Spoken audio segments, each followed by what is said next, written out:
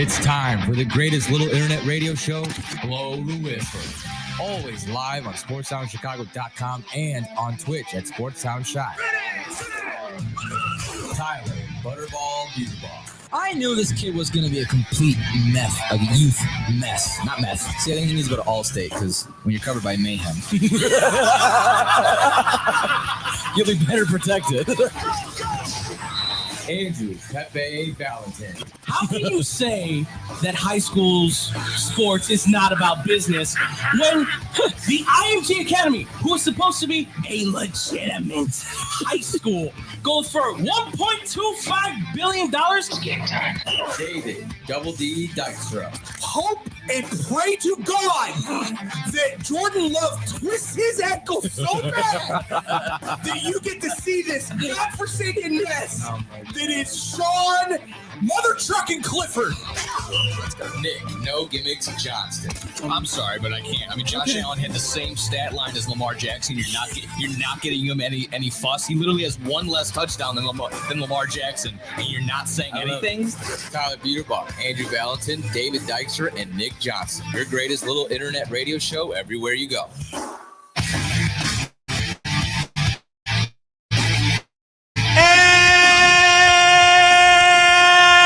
Welcome, ladies and gentlemen, here to Blow the Whistle on SportsNowChicago.com. I have, Jesus. That was from his diaphragm. That's The Digaframe? That's that soccer announcer, football announcer that I can project every once in a while. I've been practicing that for years, so one of these days I will use it eventually. But until then, I'm using exactly. But until then, I'm using it here on Blow the Whistle, ladies and gentlemen. I hope you're all having a fantastic Friday. I know we just got done with Bad Karma Wrestling. BK Dub. Go check that out on X-Bomb Sports on the Twitch and on the YouTube page, ladies and gentlemen. They did a great job talking about wrestling today, and Scotty had some good questions as well. We try. You're going to make them blunt. But, ladies and gentlemen, we got a lot of good stuff to talk about. Football, and yes, more football. Maybe baseball. Hockey? What did you just say? Do you want to be annexed from this place very quickly? I'm sorry. What's the Blackhawks record right now? I don't know because I can't watch my local Blackhawks games. They won a game. They won yesterday. Yeah. So I can't even watch my local Blackhawks. Okay. They won, and they were actually favored yesterday. Yeah, Crazy. that was insane. As they should How be bad against San Jose is. Actually, when I was a hockey fan, I was a San Jose Sharks fan because that's right. You were the jersey, man. They had a soft spot for me. The colors, bro. They just work. It's good. He had Antti Niemi on there for a little bit, so I had a soft spot for me. I was always Marlou. Why are we talking about hockey, dude? Because he said it. So Stop it. Hockey. But folks, Let's do that hockey. I am Andrew Pepe Valentin, and I'm here with David Double D Dykstra. No gimmicks, Nick Johnston. Pepe Light. No, we're not doing this again. I've got a See, new now one. we're on the same he's side.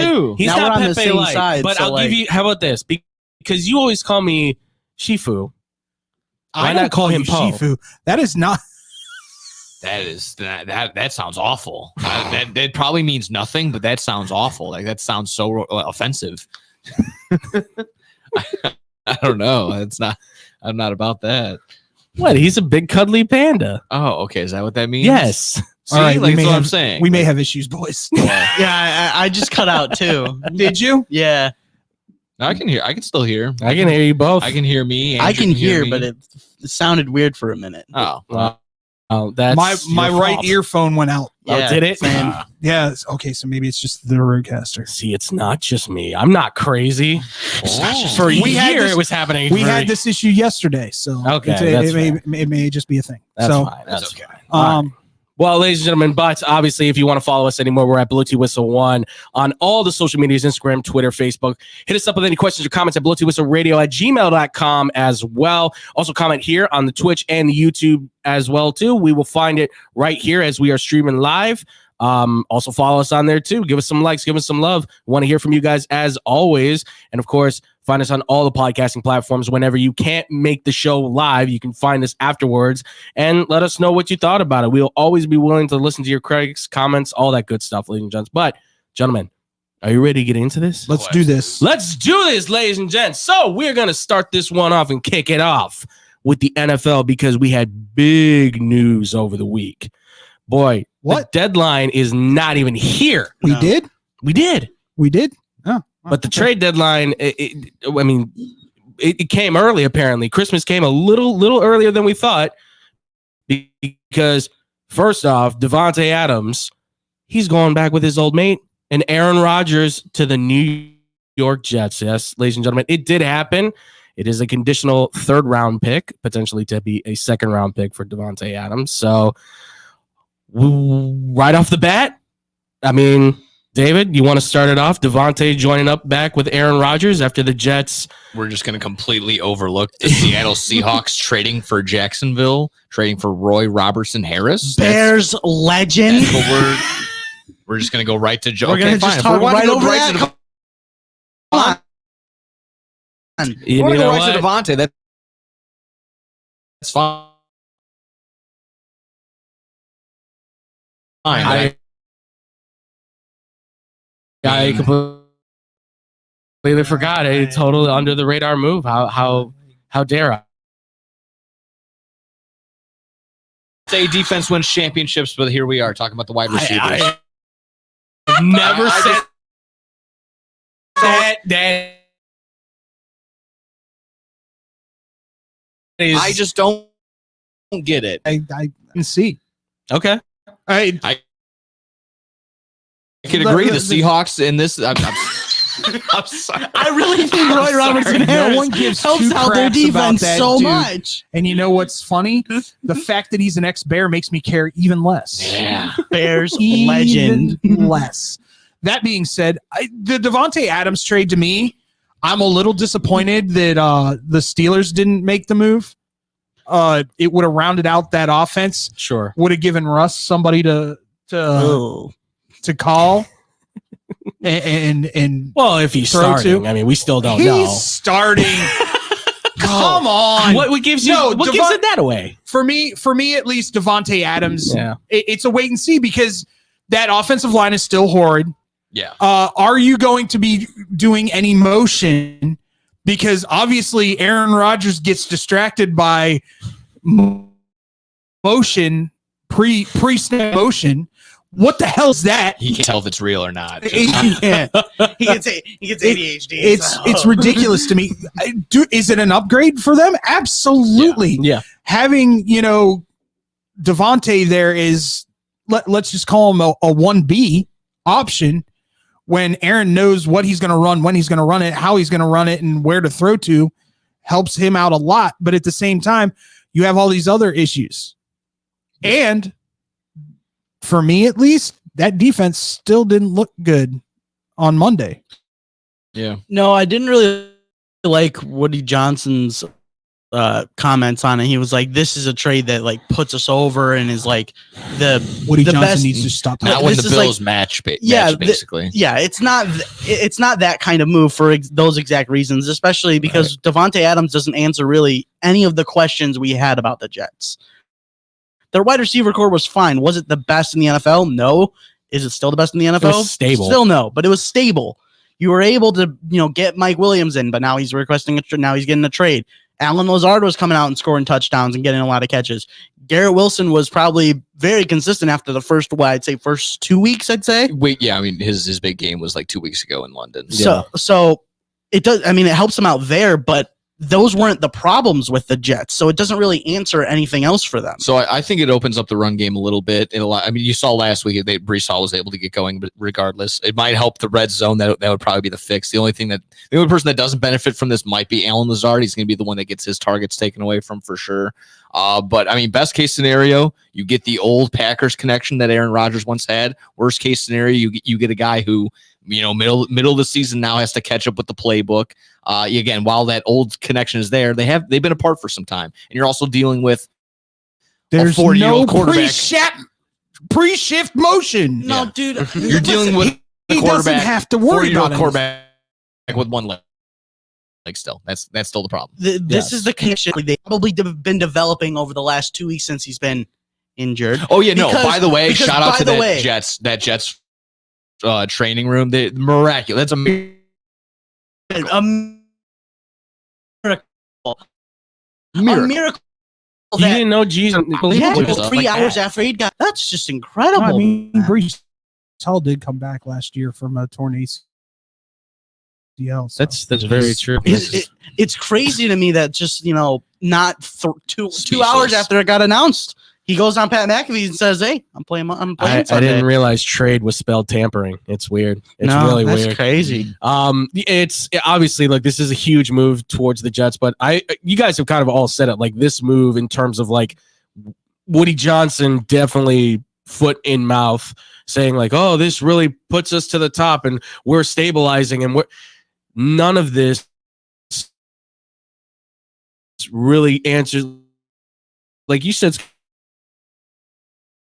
Scotty, none of it answers the question, because your two tackles right now are both Out of position. true. Yes, he's playing left tackle when he should be probably playing right tackle. So this Do is, they have him at left? I thought they had him at right. or maybe they had him at right. Well, I know they had him at left at the They beginning had him because at right last time They I had him at watched. right on Monday. Yeah, he's on the right. Okay. He looked good on the 2 times that I've gotten to watch him, and it may be because he's on the right side. Maybe now. he's getting better. Yeah, maybe he's getting better. Well, I remember when Tyron Smith went down, they put him at left tackle, and Yeah. he just completely got. Well, yeah, it was because- overwhelming because they're throwing everything at him because he's rookie, of course. Yeah. But the offensive line is still a concern. Your run game needs to be upgraded. It feels like I think it's just more touches for Brees Hall. I know you want to get Braylon Allen in the game. I mean, Braylon didn't really touch. He should be a goal line guy. I think more than anything. He's 200. He's like 230 pounds. Yeah, Like, they keep giving a little build to Derrick Henry is what they keep saying. So. I mean, yeah, and he's young, and I get that, but like, save him for the goal line, save him for that red zone, that 5-yard buffer going into the end zone. Like, you don't need to keep trying to split the time between it. I get it. Hall got hurt. You don't want to ruin him, but at the same time, he's a guy he's a workhorse. Give him the carries. He'll get better and better with each touch he gets. And like David said, that defense, something's off. And I understand Olbrich is a smart guy, former NFL linebacker, all that stuff, but nothing he's doing feels like it's on par with what Saleh was doing, at least on the defensive side of the ball. And it's stupid. That was the most knee-jerk reaction I've ever seen to anything in my entire life when it comes to the NFL. Like, and that's Woody Robert Johnson. Saleh was doing exactly what they ended up doing anyway. Yeah. Demoting, which he should have been demoted last year, but he shouldn't be on the team. Nathaniel Hackett. Hackett should not be on the apparently- team, but that's yeah.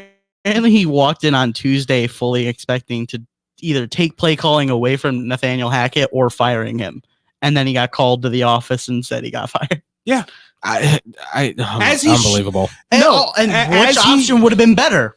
Probably the first one. Yeah, absolutely. The most competent coach is now gone in that locker room. When Bill Belichick comes out and says bad move, that's a bad move. Yeah. You Considering mean the he's the future guy head that coach left of the Las because of Vegas who? Raiders? And he was also against trading for Devontae Adams. Bill Belichick said he's like, this guy might not be worth it. Definitely for definitely for sure for the second round pick. Yeah, and Devontae Adams' mood swings as the team. as the record goes, Yes, it really true.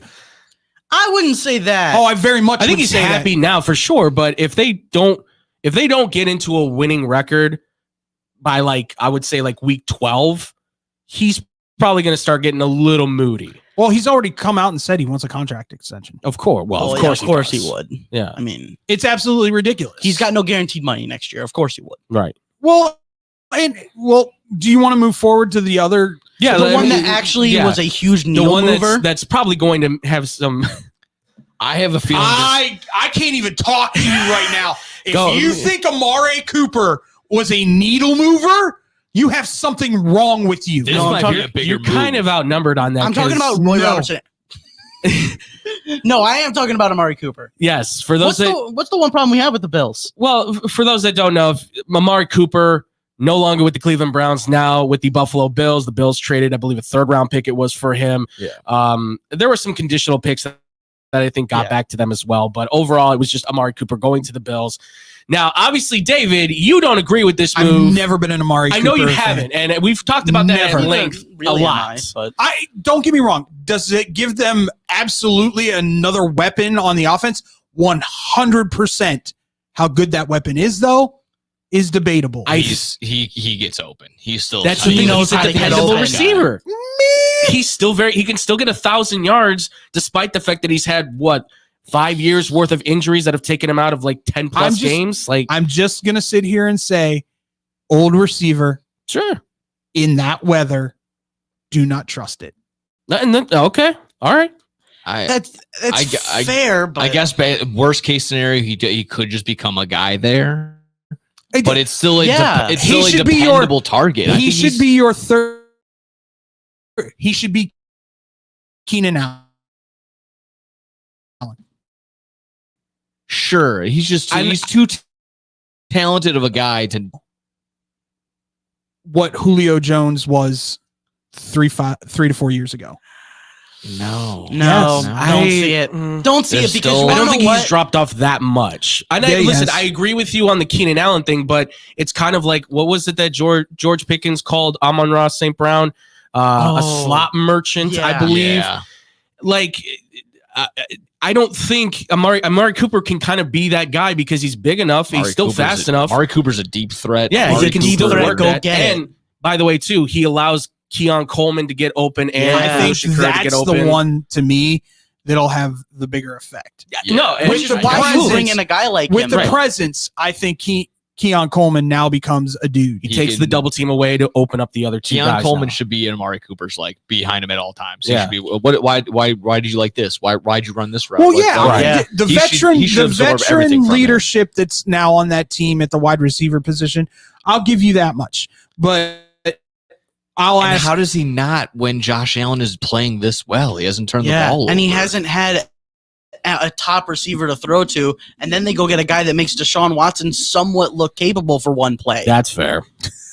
That's very fair.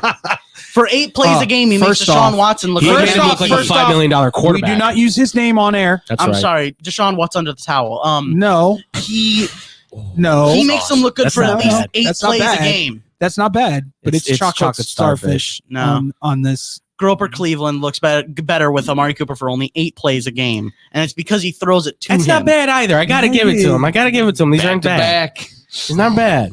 Blind Aaron squirrel Judge finds a on nut Minus- every Minus once 2 in a while. strikes. Blind squirrels find nuts every once in a while. I don't know. too. That was Judge and John Carlos Stanton back to back right there. That was good. I'll say this much. Do I think it improves them? Yes, but I don't think it's as big a splash as everybody wants to make it out to be. Okay. And I'm yeah. gonna That's stick, fair. and I'm gonna stick with that until I'm proven otherwise. Okay. The only way I can see that Didn't happening Didn't is like him. injuries. I didn't like him in Dallas. Didn't like him in Cleveland. I loved him in Dallas. Actually, that's I like crazy. him in man. Dallas. I did. Could not I did stand. too. He was the reason why Dak was as good as he was. I never liked him in Oakland. That was the only place I didn't like That's Amari crazy Cooper. talk. I love Every other place he's gone to, No, I've loved him. But was like with David, I was like, I understand he could do something, but I never really liked him. Once he got to Dallas, I was like, this is it. Well, Dallas, I think was. I mean, Dallas was really, I think, when he came on the table as like a top 5 receiver. I mean, it gives the Bills a clear cut number one. Where when Yes. we were sitting here, like, oh, is it Khalil Shakir? Is it Dawson Yeah. Knox? Is it Dalton Kincaid? Yeah. No, it's Amari Cooper now. It's clearly the Amari Cooper. human now. werewolf, Dalton Kincaid. I mean, Nick said this on Tuesday. He goes, they've been winning and playing very good as almost a top 5 offense with wide receiver by association. You put a big name sure. in there, that completely They've been changed do- it. they- for them. I'll tell you the one that I like the most. I love Cam Akers going back to Minnesota. That's a solid one. Yeah. That's a solid I one. didn't understand why it was so cheap. Low key, because he wasn't doing anything. Because Minnesota could have had him for cheap. When he went in for Joe Mixon, he did do a little bit. Yeah, but now Joe Mixon's back and they don't need him anymore, quote And- unquote. and so they You could traded have. him. I mean, you could have paid him like $1.5 million, and he still would have been in Minnesota. But I don't know. Do you buy it when they say no? This isn't because there's no concern for Aaron Jones. There's concern. There's a lot of concern. There's a for Aaron lot of Jones concern now. because Aaron Back Jones in the end zone. Yeah. that hip is not good. No. No. it's affecting him running. It is what indeed he's lying. Badly. He's what 30, 31, right? Like he's Yeah, kind of he's pushing up the there, threshold 31, at this 32. point. So, and Cam Akers, obviously, he's had To his credit, injuries. he's having a hell of a year though. Sure, so far. yeah, but Cam Akers is still young enough, even with his injury no, he's history. 29. He's 29. Yeah. Okay, so under that so 30. he's still kind of But pushing that envelope. He's that old ass 29 Yeah. that's been injured a lot.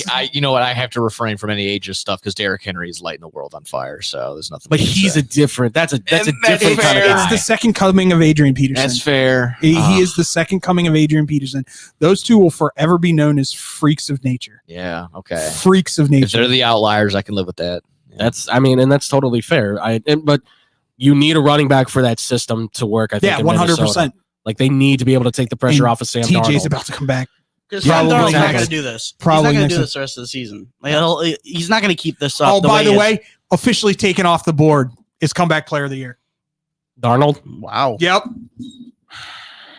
Because AP came out and reiterated that it has to be injury, illness, or special circumstances because of injury or illness. So him dying. So, yeah. But Dying doesn't get you a comeback player of the year, so I guess That was he good. can. That was really good. he had a broken heart. What can I say? Sam Darnold's heart broke. So No, he played for the Jets yeah, that's a bad. And the That's about as bad Panthers. as it gets. and the You can- Panthers. yeah. Oh If he my- wants to, you can maybe say mental illness because he said he was seeing ghosts. So, True. I mean, I would be that's a seeing fair point. Same with Zach Wilson. I'd be seeing ghosts too, man. Yeah, it's It's not just good. New York, man. It's just that MetLife Stadium. By the way, I don't know what it is. Zach might want to go talk to his brother about hooking up with MILFs because his brother ain't doing nothing in Utah. Well, By the way, speaking of New York, Malik Neighbors said he's playing this week.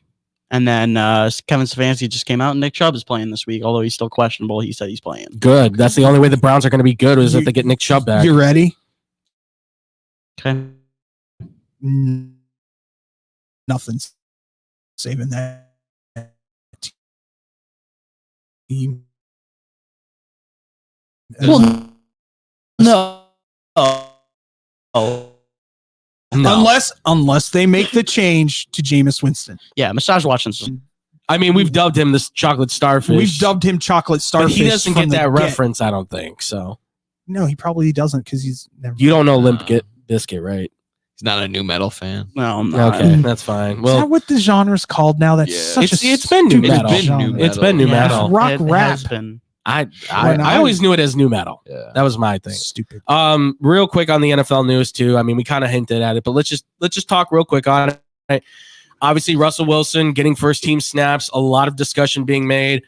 There was an interview. Justin Fields said all the right things. Now the question comes out, though. I mean, who's the starter for the Pittsburgh Steelers? Nick, I'll toss it to you first, man. I mean, what are you making of this situation that Russell Wilson may start after a 4-2 start for the Pittsburgh Steelers with Justin Fields? I, as the Bear guy, as the Bears fan, it's don't like it because you wanted Justin Fields to make sure we got the pick. I am not. Clearly, Justin Fields wasn't lighting the world on fire. Mhm. He was doing enough to not, turn the ball over for them not to lose based on his performance. So to go to Russ, it's a very interesting move. Maybe the idea that they aren't winning games, they aren't dominating games. Maybe Russ can dominate the game or something. Maybe that's the idea there. But you got to go with the hot hand. You got to go with the guy that's been in there. It's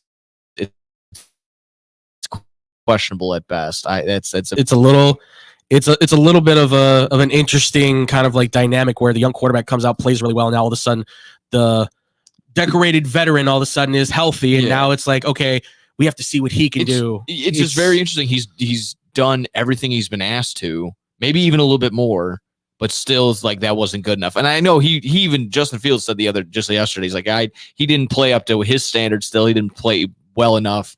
Maybe his idea was MVP numbers and all that. And sure, he has the potential for that, but to bench him again, very, very questionable for sure. Again, when you finally, it seems like you opened up the run game a little bit more. That was definitely the route there.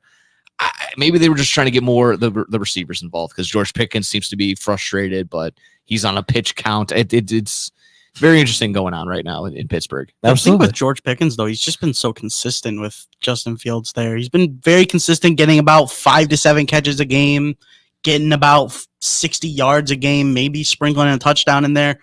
I mean, obviously, he's not getting a touchdown every single game, and that's probably why he's upset, and he's not lighting it up like other receivers are out there. But looking at what Russell Wilson did last year with Cortland Sutton and all those other guys in Denver, what is he really going to bring that Justin Fields doesn't? Okay. It's a solid point. I right mean, there. I said that I felt like this was a move that eventually we made. This is Tomlin, and just looking at his expansive career as the NFL head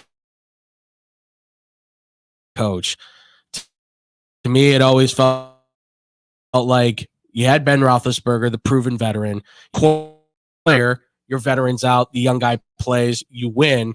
But now is your chance to say, well, this is why we got Russell Wilson, because you think he's going to light the world on fire, because you think he still has that magic in him. Whether he does or doesn't, he needs to prove.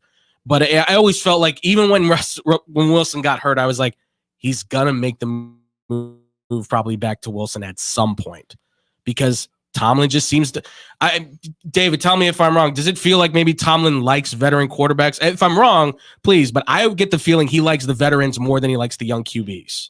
No comment. I have comments later on in this program.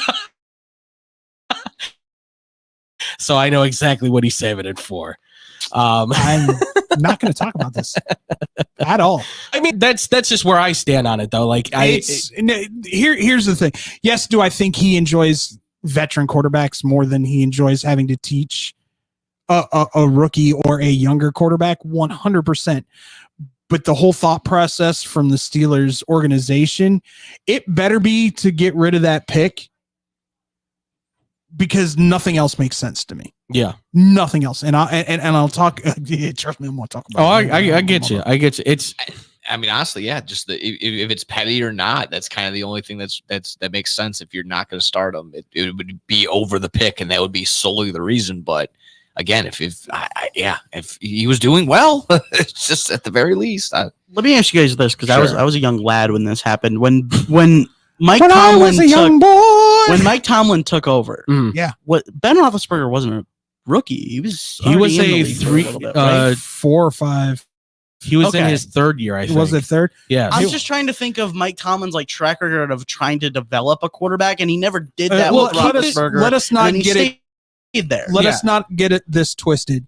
There's nobody, and I mean nobody, in that organization right now that can sniff Ben Roethlisberger. No. Jock strap right now. He's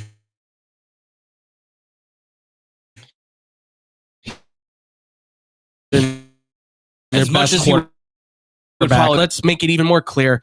Roethlisberger does not. Tomlin Yes. put that And then, made yeah, a I mean, historically great defense. besides Wilson, you would argue that Roethlisberger had one of the best rookie seasons of all time too. So Absolutely. So, Yeah. Absolutely. So there's sure. I mean, there's 100 other names, other names, too, Right. So but it's just there's so much to be desired in this, I think, from just the standpoint of who is the guy, right? Who takes the Steelers to the promised land, if that is the goal? I will just say beat up.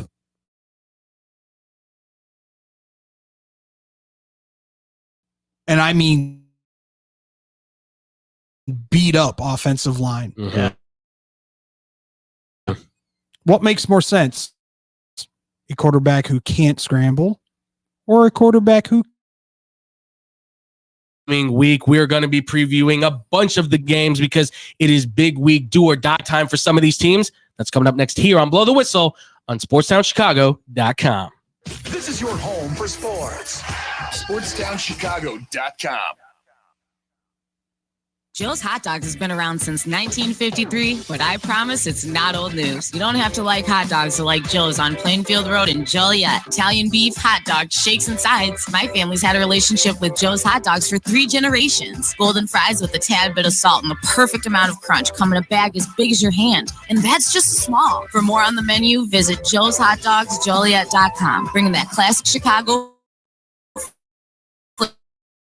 flavor to the suburbs. That's Joe's Hot Dogs across from CVS on. For the camera, he refers to his muscles as gunboats. He screams, "How's this for a halftime show?" Jim streaks the field.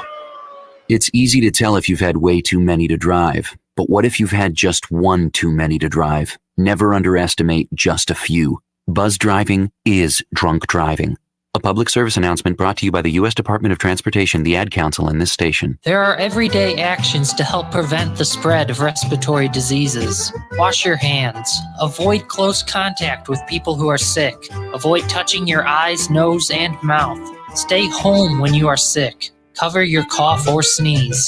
Clean and disinfect frequently touched objects. For more information, visit cdc.gov/COVID-19. This message brought to you by the National Association of Broadcasters and Windy City News Radio.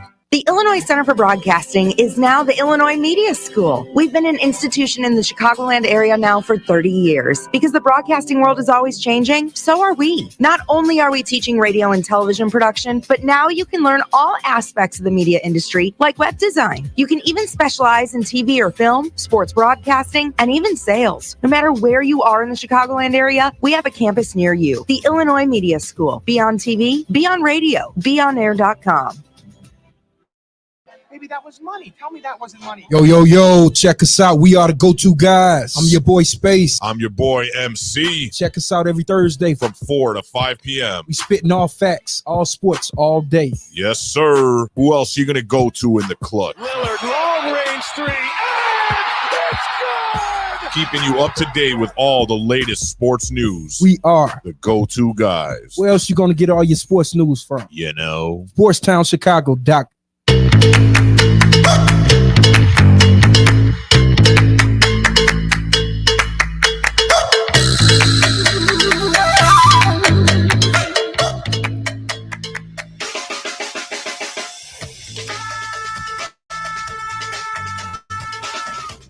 That's right, ladies and gentlemen. You're in the funky jungle here of Blow the Whistle here on SportsTownChicago.com. There's something really great about just a flute going off, man. It's good. I love it.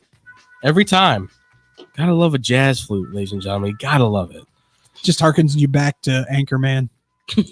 Well, it also for me jazz band because we had a jazz flute. Did you have a jazz flute? Oh yeah, absolutely. That's pretty bad apples. Yeah. Well, I mean, I didn't play it, but the person that did, he could rock it. That would be a hilarious thing to see. You rocking a flute. I tried. When I was trying out instruments, I did try the flute. Didn't take to it. Trumpet, definitely more my go. I was a cornet dude. I did. I love those too. They're good. What? You're a cornet dude? Yeah. Okay. Not Jim Cornette. I was gonna say cornet guy. I know. It's a smaller version of a trumpet. Yeah. Dorcas. I know. It's not too different off. It's just it's a few higher octave, a couple key changes. So nothing too much. Welcome everybody to the music channel. No. Blow the whistle here. We just got done talking about the NFL, the big moves that were getting made, ladies and gents. As you can see, unfortunately, our boy, No Gimmicks Johnson. Beans. I got here with the beans, ladies and gentlemen. Beans. So unfortunately, no longer with us, but he's got his work to do. So all the love to our man, Nick Johnson. But we still have David Dykstra, and he's still here. So, wow, I'm just getting shafted today. Why? Only if Deshaun Watson's around. Oh, there we go. All right. Or Jay Cutler. Well, yeah, we didn't get to mention that, but Jay, what's going on, buddy? He's a good old boy. Yeah. Free smoking Jay. Boy, is he. Yeah, He's a good old boy. Boy, Jay. Drinking and shooting pistols. Just tighten it up like a little bit, man. Just, Apparently running away from the cops after offering another dude 2K. Apparently, that's what happened. Whatever, dude. Like Jake's hit hard times. At least he's not Tony La Russa. You know who I am? Well, that we know of.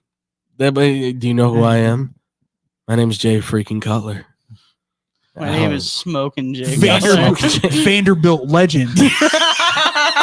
Your name's not Pavia? Could you see the cops being like, oh, yeah, Vanderbilt legend, yeah. Talking about? Vanderbilt's never been good. What are we talking He's not about? Diego Pavia. What's he talking about? Is your last name Pavia? And speaking of Pavia, college football, ladies and gentlemen, it is. Oh, I'm riding that Vandy train until the wheels fall off, baby. It's here, ladies and gents. It's here. We just got done with a huge week of college football. I actually need to talk to you about a game tonight. You don't want to talk about MTSU beating Kennesaw State 14-5 the other day? We can if you want. Nicholas Vadiato, if he transfers out, I'd be so sad because he would go to another school and just dominate because he's so good. So how's it going, Andrew? I'm not going to deal with the stupidness. I let it slide while Nick was here because he's talking about a game where it was 14-5 as the score. So I get that, but no one cares about Middle Tennessee. Sorry. I want to ask you about Duke, Florida State. Please. Florida State has beaten Duke 22 years straight. Yes. Is this Florida State has hit their all-time low since probably when they first started playing football, I would say. Like, I mean, those very early years, and maybe after their 90s run going into the 2000s, maybe when they kind of hit like a slow period, I would say 2000s to 2007, 2008. More or less. What was it? 2005 was the last time Florida and Florida State met, where both teams were under 500. It was pretty recent, I think. I think it was like 2021 where they were both under 500. No, it was 2015. Or 2015. 2015. So not too far away, but obviously it's been a minute. That was my first pick in my DGen parlay this week. I've got Duke on the money line. With Florida State coming into Duke. I think Manny Diaz has done a phenomenal job with that defense. And the offense is capable when they go up tempo. Right. With Malik, right? Yeah, Malik Murphy. Yeah. Texas transfer in at quarterback. Looks great in Duke blue. He's doing he's doing a fantastic job leading the team. He's just doing enough to make sure they win the game. Who looks really good in Duke blue? The Boozer twins. I knew it. I knew he was going to say it. The rich get richer. Yes. That's it's okay. When they exit out of the second round of the NCAA tournament. Shut up, Tar Heel. You think I got room to talk? You know how my team's feeling right now? No, I'll be very honest with you. To me, this is where Duke, I think, believe it or not, I think the student section actually shows up tonight. I think people show up for this game. Oh, absolutely. And Duke just, I don't say they mollywop, but I think they win by 10. I would say, I was going to say 2 touchdowns. Really? All right. That that Florida State defense is awful. They didn't off. We've said it enough, like a number of times. Can't reiterate it enough. You recruited the quarterback. That's great. You got him nothing to work with and nothing to help him on the other side of the ball. Are you trying to make excuses for DJ? Yes. He is. He will do this. I'm dying on this hill. Like I said, I've got 100 arrows in my chest as custard, but I'm going down. I think he's a decent quarterback. I think you married a coach who said we can get to the national championship and you're the guy that'll help us get there over the hump. But there's nothing to help him. There's no receivers. The running back they got was a 4th stringer at Alabama. Defensive line is terrible. Yeah. And that defensive line, you got all those recruits, both and they those do nothing. lines are horrible. You got all those transfers, and none of them are doing they're anything. Not playing together. They're playing as individuals. Yeah, exactly. Oh, I need to pad my stats. No, yeah, they all went Let to me Florida. get into this gap instead of the other gap. Yeah. And, look, a hole. They all Florida went. State used to be a program, and now it's a team. Like it's led by individuals. I That's will their say- main downfall. I will say this as well. I did not see this success coming from Manny Diaz at Duke. I didn't think it was going to be this good. Sitting at 5-1 5 right and 1, now, yeah. I did not expect that. 3-3 was what I was kind of projecting him by was this around point. that. But like the thing is though, is that those guys have stayed there for the long haul. They're not really And they transferring got- out. And they got a really good quarterback out of Texas in Exactly. Malik Murphy, which I think was a very underrated transfer portal get. No, absolutely. He was underrated at Texas too. He got overshadowed by Quinn Ewers and Archie. Well, yeah, and he was the middle child. Like, yeah. Do you want me to be honest? I think you put Malik Murphy on Ohio State's national title without a question. Well, he definitely wouldn't slide with a second left. So I mean, I think you put Malik Murphy on Ohio State, probably put him in Oregon, definitely put him in Notre Dame. Those teams are staying either undefeated or at least are sitting with one loss. Notre Dame doesn't lose to Northern Illinois. No, that you put him on Michigan and you put him on Michigan. What That's was a different. Michigan smoking? That's the big thing. You put them on Michigan, the state Yeah. that they're in right now, and there's no problem. With that. I mean, There's listen, no big step down like there is this year. There'd be a step down, but not as big as you. Yeah, correct. You'd be 4-2. You wouldn't be sitting at 3. That was my big one for No, tonight. they're 4-2. or 4. Yeah, well, they are. They'd be like 5-1 or even 6-0. Right. Poor Purdue is just Well, they gonna made the get- quarterback switch to Brown. doesn't matter. They're going to Which- get Callie Schwack tonight. Well, Oregon's riding a high right now. Like that was a big game. That was a big opportunity for I'm them. not going to sit here and go, oh, let down. But it's Purdue at home too, and they've Purdue and do and love to shock people at home. Let's remember Jeff we went Brom to. isn't there anymore. It's fair, but we went to Purdue when we went to go see Penn State play against them, and they gave them a fight. They did. So that atmosphere hits different. Obviously, this is a brand new thing for Oregon. They've never been to East Lafayette. This is something new for them, Especially or on West Friday night. Lafayette, I should say. As it is also for Purdue. Like they've never seen the You Ducks. went to the bad side of Purdue. Yeah, my bad.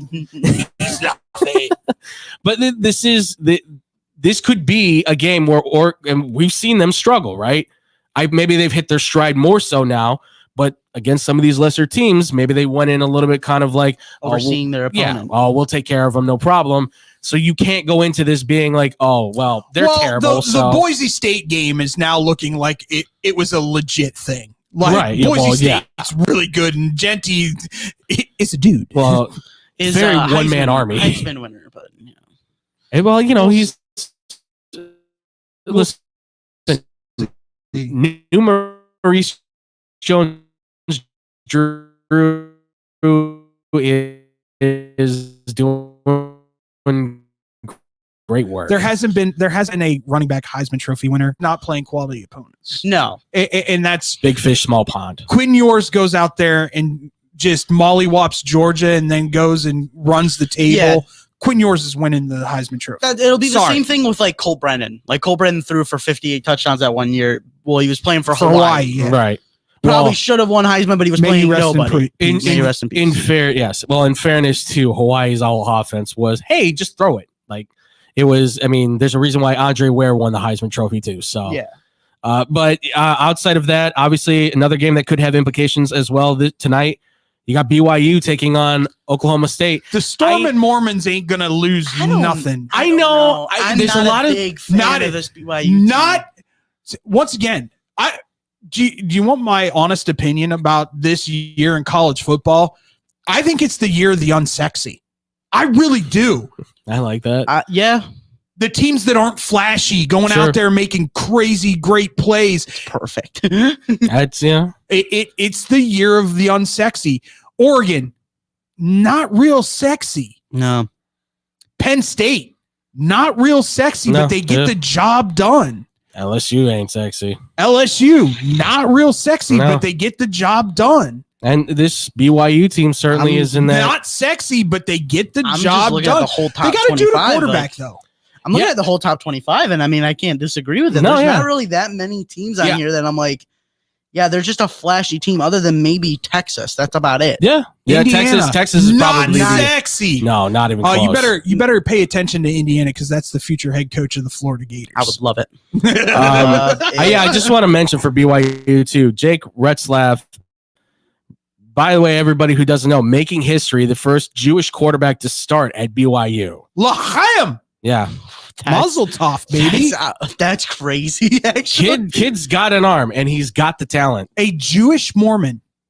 I don't That's even kind of that. I don't know if he's actually Mormon. I not think on he's my bingo card. I think he's just Jewish. I mean, you don't have to commit to being a Mormon to go to BYU. You just have to be able to play football. That's all they really cared about. So he has done a tremendous job, though, stepping in where a lot of people thought that Hall was going to be the guy. And this dude is proving, I think, otherwise, that he's just a leader, by the way. So hey, it happens, man. It does. I mean, and this is proving why, like David said, it's the year of the unsexy for college football. But outside of that, I mean, you get into a lot more of the meat of these games. I mean, Saturday, there's a couple really good upset potentials at the 11 a.m. slot. I was going to say, I mean, for me, this I said this on the Daily Tip yesterday, and I'm going to stick to it. By the way, 6 a.m. to 9 a.m. Eastern Standard Time on the BetQL network with hosts Chelsea Messenger and Michael Jenkins. Shameless plug. Hashtag.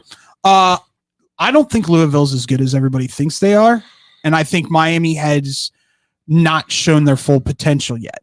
I agree with that. I think they have the best quarterback right now in the country by his rating, by like his numbers. What was that snap? Don't agree with that? Cam Ward is a dude. Who would you say then would be the If he best? didn't get injured, it's Quinn Ewers. Okay, that's fair. That's a fair statement. That's fair. If he didn't get injured, that's the only thing that keeps me from putting Quinn Ewers right now for Heisman. Not to say he can't go first round. I think he'll go first round, but he just because of the fact that he missed those games and Arch took those numbers, that's I think what'll keep him out of being a finalist. Yeah. But again, like David said, you go into Georgia and you put up crazy numbers and you just run the table, you go win the national title, or you at least look like you're going to go win the national title. I don't think you can deny him. But Cam Ward has, I think, been the difference is that he goes in there and Miami turns the corner, right? Like they're 6-0 because of what he's capable of doing. I mean, not to take anything away from like Restrepo. Restrepo's been a top receiver, I would say, in college football. Mm-hmm. But I don't think he's not the receiver he is right now if you don't have the arm of Cam Ward to get the ball out to him. Mm-hmm. So but I agree with you, David. I mean, look, nothing against Tyler Show. I was definitely wrong on that one when he committed to Oregon. I thought he was going to be a star at Oregon. So thanks, Tyler. Not our Tyler, this Tyler. You've really kind of, but I agree. I'm not impressed. What about, is there any shot Virginia takes down Clemson? I've been kind of liking what they're doing, though. I love the spread. I love what they've been doing. The spread in that game is 21. Virginia fights. Yeah. Like they fight, man. But Clemson's hitting the stride. Yeah, but I'm just not completely sold on Clemson. No, I can't. I agree. The only thing is that Klubnik has been saving them, and so is that defense too. The defense has come up with some big stops to allow the offense to kind of carry out and just kind of run up the score. So there's a chance. It's just you got to hit the window, right? Like you have. I would say you have to like intercept Klubnik twice. I think it'd have to be an early start. Yeah, you have to set get it the right lead from the beginning. You can't come from behind in a game. No, like with this, you have to start right at the beginning. Yeah, you got to be up like 10-0 right at the beginning if you want a shot. Yeah, absolutely. Because this Clemson team, they're riding a high right now, and I mean Virginia is too, but this Clemson's number 10 in the country for a reason, and they've stabilized themselves at least to this point. Whether they can stay that way, who knows? You got Nebraska versus Indiana, the ranked Indiana Hoosiers, by the way. Indiana on the money line, baby, all day, every day. You really think so? Wow. Okay. Yes, I do. I think this guy's a dude. I think very easily Indiana could go here. Let's look at their schedule. I think Indiana could go easily 9-3, 10-2 this year. Okay. Very, very easily. I think they can beat Nebraska. I would think differently if it was in Lincoln. Sure. I could see that, but I This think isn't Bloomington. I think they can beat Washington. I think they can they absolutely will beat Washington. absolutely beat Michigan State. I think they beat Michigan. It's in Indiana. I think they beat Michigan. No. Michigan has no offense other than running. If you stack that line, they can't do it. Honest to God, they might be an 11-1 team. Could be. Their only loss Big Ten I is see kind of eating happening. themselves up. So Ohio State is the only loss I see coming. Possibly Michigan, but with it being at Indiana, once again, I'm going to lean Indiana. To me, this game isn't really based off of Indiana. I think and Tyler's probably not going to like it. I think it's going to be based off of how Dylan Raiola plays. If he plays good, they're going to win this one. If he doesn't, this is going to be a big setback game. Yeah. They can't get down early. No. Indiana goes out and pulls out to like a 17-0. It's over. yeah. It's over. Well, I mean, Cignetti's done a terrific job with how he's rebuilt this team, basically using whatever low-level recruits and the transfers that have been able to come through and basically work them up and say, hey, we're team-oriented. Mm-hmm. Again, Rourke, I understand he wins the MAC player of the year, offensive player of the year. On any other team, though, that dude's a third-string quarterback. Yeah. Like in any other major In a Big major Ten, program, SEC program, he's a third-string quarterback at best. He works perfect here because he's not doing a lot, and when he does, he makes it count. Like it's timing routes, it's a lot. It's using the wide open man theory of just get the ball to the guy that's not even covered. I mean, obviously, no duh, but it's not about we got to hit him here and we got to do. No, it's get the ball out of your hand to the guy that can make a play who's not covered by any means, and it's working. But Nebraska's defense also too. I mean, I'm not going to take anything away from them. They've been hitting hard. They come fast. So this has major implications. Like if Indiana loses this game, Nebraska's in the rankings. They're fighting for a place at the table for the Big Ten. Indiana wins this. I mean, like David said, they could go 11-1, and that could be that could be a deciding factor on how the Big Ten plays out, how that championship plays out. Them into even at 10-2. Yeah, that would put them into the college football playoffs. Do you want to know another team I think is going to be on upset watch, especially because they're going on the road? Who do you got? Notre Dame, Georgia Tech. I got Georgia Tech covering. I don't have them winning that game. It's not actually a bad. I'm not. You think about it, like Georgia Tech, they've been together. Yes, they've played together. Plus 12.5. I'm all over that. I would. Yeah, absolutely. All over that. I mean, but for Georgia Tech to I mean, look, it's going to take a lot, but they got to stop the run because Jeremiah Love is awesome. Oh, yeah. Well, but here's the thing. Notre Dame did just lose their top cornerback. Yes. Benjamin Morrison, potentially first-round pick cornerback, could be one of the top three guys, or not top three guys, but one of the top corners taken. He's out. Mm-hmm. So that opens up the passing game now for Georgia Tech to be able to say, okay, all we got to worry about is Xavier Watts, who's a freshman. That's, you can work with that. Let's come back to that game. I still want to focus a little bit on these earlier games. Let's do it. Listen, boys. And I want to pose a question to both of you.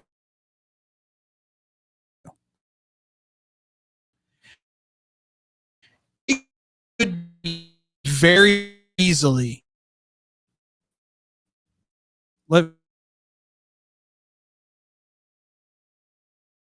versus Navy, and then you're going to get first round of the college football playoff. Army. AA each other again for the commanders and commander in chief. Mm-hmm. Which one's more important? Commander in chief. Commander in chief. Okay, 100%. I agree with you as well, and it's crazy, especially because that's a pride thing. Think about it. 100%. Think about it like this: Army or Navy win the conference championship, mm-hmm. and then the opposite wins the other game. Yeah. It's basically a wash. Sure. Right there. Yeah. You know what? Think about it like that. Notre Dame's coming into Navy too. Yeah, they are. Next week. They We're are. going to Navy. Oh, God. They got to play the midshipmen at home. See, any other year, I'd be like, okay, Notre Dame's just going to kill them. But, like, because that's what they do. But honestly, well, both schools have learned how to throw the ball. They have. Here's what I'm Army's doing incredible throwing the They ball. got It a is tank amazing. for a quarterback, too, by the way. Well, here's I salute him. Here's what I'm going to tell you too. By the way, Scotty, you have not met my man. Well, you did meet my man Tom, but you didn't get a chance to really kind of dive into his Notre Dame brain. If there's one team that he fears more than anybody, Army or Navy, it's Army or Navy. Every time anytime I talk to him, he's always like, it's Army or Navy. Well, and then he always says or Stanford and USC when they're at home. Yeah. But Army or Navy is always like a scare for them because of that triple option. And now you add in the passing game that they bring in. It's a different dimension for them. And but it's still the commander-in-chief trophy because that's 200 years of tradition and rivalry and respect. I took Army at minus 16.5 this weekend versus 16.5. Minus. Oh, I love that actually. Against East Carolina, they're not playing a great defense. Horrible. They're not horrible. They got a corner. They got one corner, and then they got a decent. They have offense. a corner against Army, who is run first. Yeah, Right, they don't have a linebacking core. Of course. But this guy's a game changer, though, I will say. Like, this dude is playing himself into that, like, I'm okay with be on the watch. I'm okay with him being a game changer. Yeah. That's great. Grand, super. Be a game changer against 16.5 is going to happen because that offense is not good. What's Navy at? Navy's playing. They're playing Charlotte. They're playing Charlotte. Charlotte's good. 16. Well, Charlotte's average. 16. Charlotte's an average all around. 16. They're at 16. I'm not a huge fan of that. I would probably. I'd probably lay the 16 there too. Yeah. But that's my early slate. What about the big game? I've got Duke tonight. We're gonna get to that. We will get to that. Don't you This fret. is how we do it. I'm here. an SEC boy. All I care about is the SEC. We go early slate, then mid and late slate. Don't worry. We'll talk about your team if you want to talk about your team. I don't want. Actually, we can talk about Florida. We probably should because Florida has some stuff on the line as well, ladies and gents. I mean, yeah. But there's so much. Obviously, I mean, it's nice to see that like the early. Do you think Northwestern can upset Wisconsin? Yes. Northwestern all of a sudden learn how to play football. The lakefront's a huge game changer, man. You think? I think it really is. I think it really is because I think it affects both teams, obviously, but I think teams go in there not expecting how to play right next to the lake. They beat Maryland last week. It's still Wisconsin though. Like that's. But when have they really been impressive to you this year? Last week? I thought Rutgers was going to beat them last week. I really truly did. That was Luke Fickell. I think at his finest. I think that was more of Rutgers failing than Wisconsin proving themselves. I mean that's very viable as well. I think Luke Fickell has started to figure out more of what his offense is, and he's like, look, I'm at Wisconsin. I got these big boys up front. Let's run the football, use the short pass, and that will contain things that way because we've got a defense that can, I think, hold its own. So I'll say another one that's kind of intriguing just from a betting standpoint. Kind of like South Carolina on the money line. Hey, they're proving themselves. Oh, against Oklahoma. And Oklahoma, who's starting at quarterback? The freshman. Oh, God. Go back to Arnold. He gives you a shot. I'm sorry. Jackson Arnold gives you a shot. He does. Because he can throw the ball. Well, exactly. Yeah, that's the difference. This dude got receivers, and he can actually get them the ball. Why you thought that putting him out there against Texas was ever going to work? Yeah, come on. Feed the Christians to the Lions more, why don't you? Please. Auburn, any shot against Missouri? Any shot for Auburn? I'll put them on. I'll put a little bit on maybe an upset. I now consider Missouri the most overly hyped team of the college football season. Man, that Brady Cook hype at the beginning of the season was incredible. I said I think he was just above average, maybe to good. Yep. I did not think he was going to be great. Nope. He's not Chase I Daniel. never thought he was going to be great. I thought he'd be above average at least. Because everybody was looking at him going, oh, better than Chase Daniel, better than Blaine Gabbert. He's got a better arm than Chase. Sure, but he's not as accurate. And No. that's killing them. Auburn, by the way, that freshman Jay Crawford that plays corner, that dude could be legit. He changes games as a freshman. Freshmen are dominating college football right now.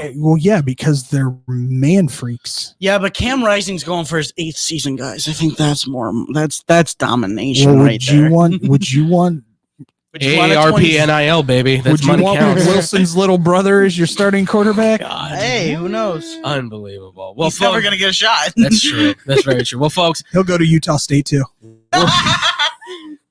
it's possible.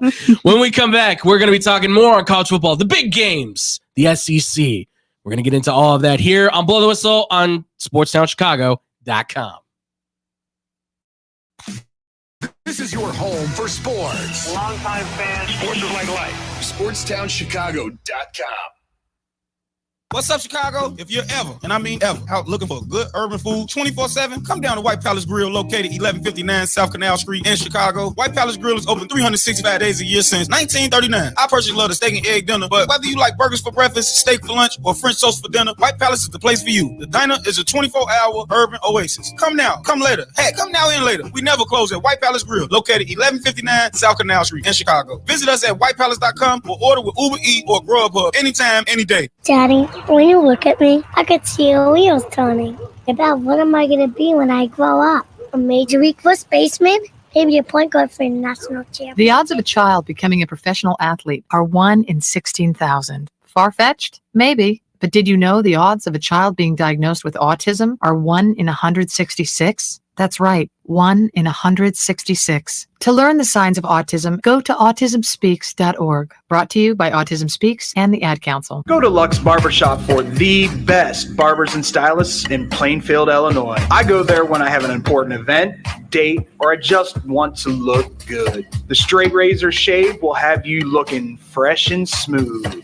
Lux Barbershop is open 7 days a week. Go to Lux Barbershop for the finest barbers, stylists, braiders, and massage therapists in the southern suburbs. Check out all their daily deals on Facebook, Instagram, and luxbarbershop.com.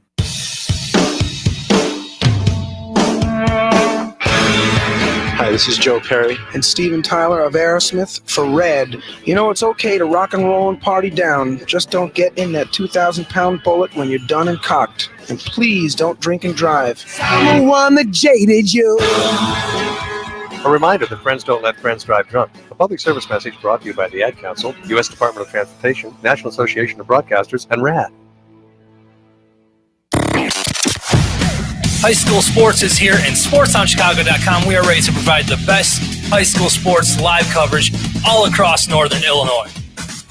From the first kickoff of high school football to the final spike of high school volleyball, we at SportsTownChicago.com are ready to bring you high school sports live.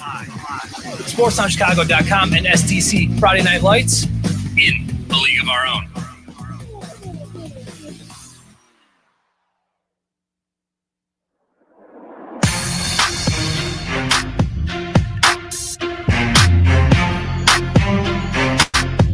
That's right, ladies and gentlemen. We're back.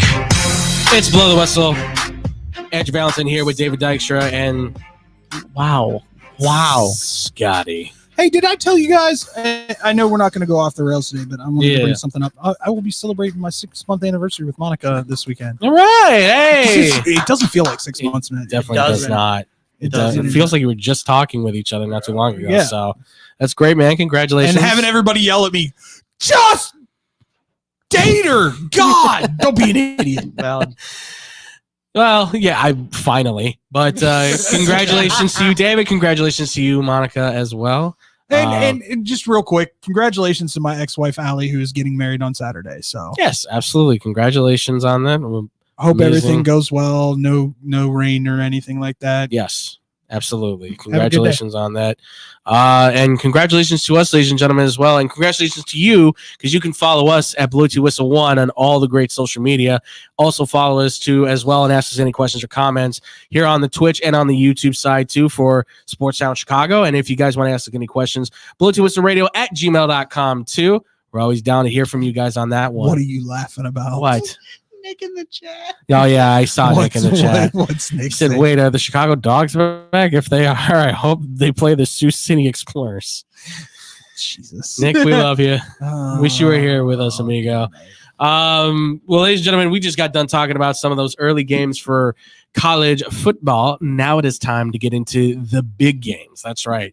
The late night games, the ones that are going to have I would say let's go major implications. Let's go afternoon games, and then absolutely. We can roll another roll down the list. Roll into another segment for the late games, and then we'll do that. Killing Me Smalls. For sure. How does that sound? I like it. I like it. Yeah. I like the way you think, my friend. I tried. Absolutely. Well, let's jump into these, ladies and gentlemen. Right off the bat, what game? I guess I'll ask you guys. What game do you think stands out, kind of the afternoon slate that you see that is just jumping out at you? Bama at Tennessee, 7 at 11. But I'm all over Bama right now. Okay, I'm all over Bama. Nico Iamaleava has not played up to expectations, I'd say, for probably 3 weeks now. And now you're going up against a better defense than you've probably seen all year. Yeah. No, that's fair. To me, 3. Yes, please. I'll take Alabama the -3. Okay. All day, every day. Absolutely. It definitely. The weakness of that Alabama team, though, is that secondary. Yes, absolutely. And I keep forgetting Caleb Downs is no longer there. Their star safety is at Ohio State. Yes. I keep forgetting that. So they don't even have their that Ohio State center fielder out there. That Ohio State defense didn't look all that great last week. No, they got pretty well exposed. So for everybody that's been touting, there's maybe, I'd say, 5 defenses that I've seen that are pretty damn good, and everybody else is maybe a little bit above average to not good at all. Yeah. Well, I'd still put them as a top defense, but I'm more Tennessee's on the lower D line is a thing, though. Oh, well, yeah, those guys are real. James Pierce Jr. is a legit edge rusher for the NFL. Yeah. The numbers just don't reflect how good he is, I think. Like he's outmatched a lot of times because they're bigger guys, because he's a smaller dude, man, 243. I just think DeBoer's out schemes Heupel in this game. I don't know about that. I do. I obviously I got all the bias in the world. I hate this Tennessee I was team. gonna say. I'm saying Bama by 17. 17? I wouldn't go that far. I was going to say 7. I think I was going to to say say this is going to be as close as this everyone feels like says. it's going to be like a low scoring game. Like this is going to be like a 20-17 kind of game. Like it's going to come down to the 21-17. 21-17, you say? I can't have a push. Okay. So that's what it comes down to. 21-17. It's in my DGen parlay. Okay. All right. So I need that 21-17. 21-17 is fine by me. I do think that Tennessee, based on their defense and what they've shown before, they can shut down whatever Bama throws at them, because you stack it on Jalen Milroe. Who's running that ball? Because they're trying to find a running back right now. My only question about Tennessee is their defensive line is great. Give you that. But who's going to spy Jalen? They don't have anybody that can spy Jalen. No. Yeah. No, but they haven't. But this could be that game where Jalen just runs for 160 in 3 touchdowns. They haven't really faced a quarterback either to that stature. So I couldn't really say anything about their defense because I don't know how they'd react to a Jalen Milroe. Right. And that's fair, but the same thing can also be said for Alabama, because their defensive line and their linebackers are kind of average now. Let's be very real when I say this. Tennessee does not have a cornerback or a DB that can touch Reggie Williams. They're going to double team him. Obviously. But then again, you take him out of the game. Does Alabama have anybody that can pick up that slack? It'll be dump passes. That's the thing, is because I don't trust those running backs, Haynes or Miller, to be legitimate threats. I don't trust the rest of their receiving core to be anywhere near what Ryan Williams has been as far as a playmaker.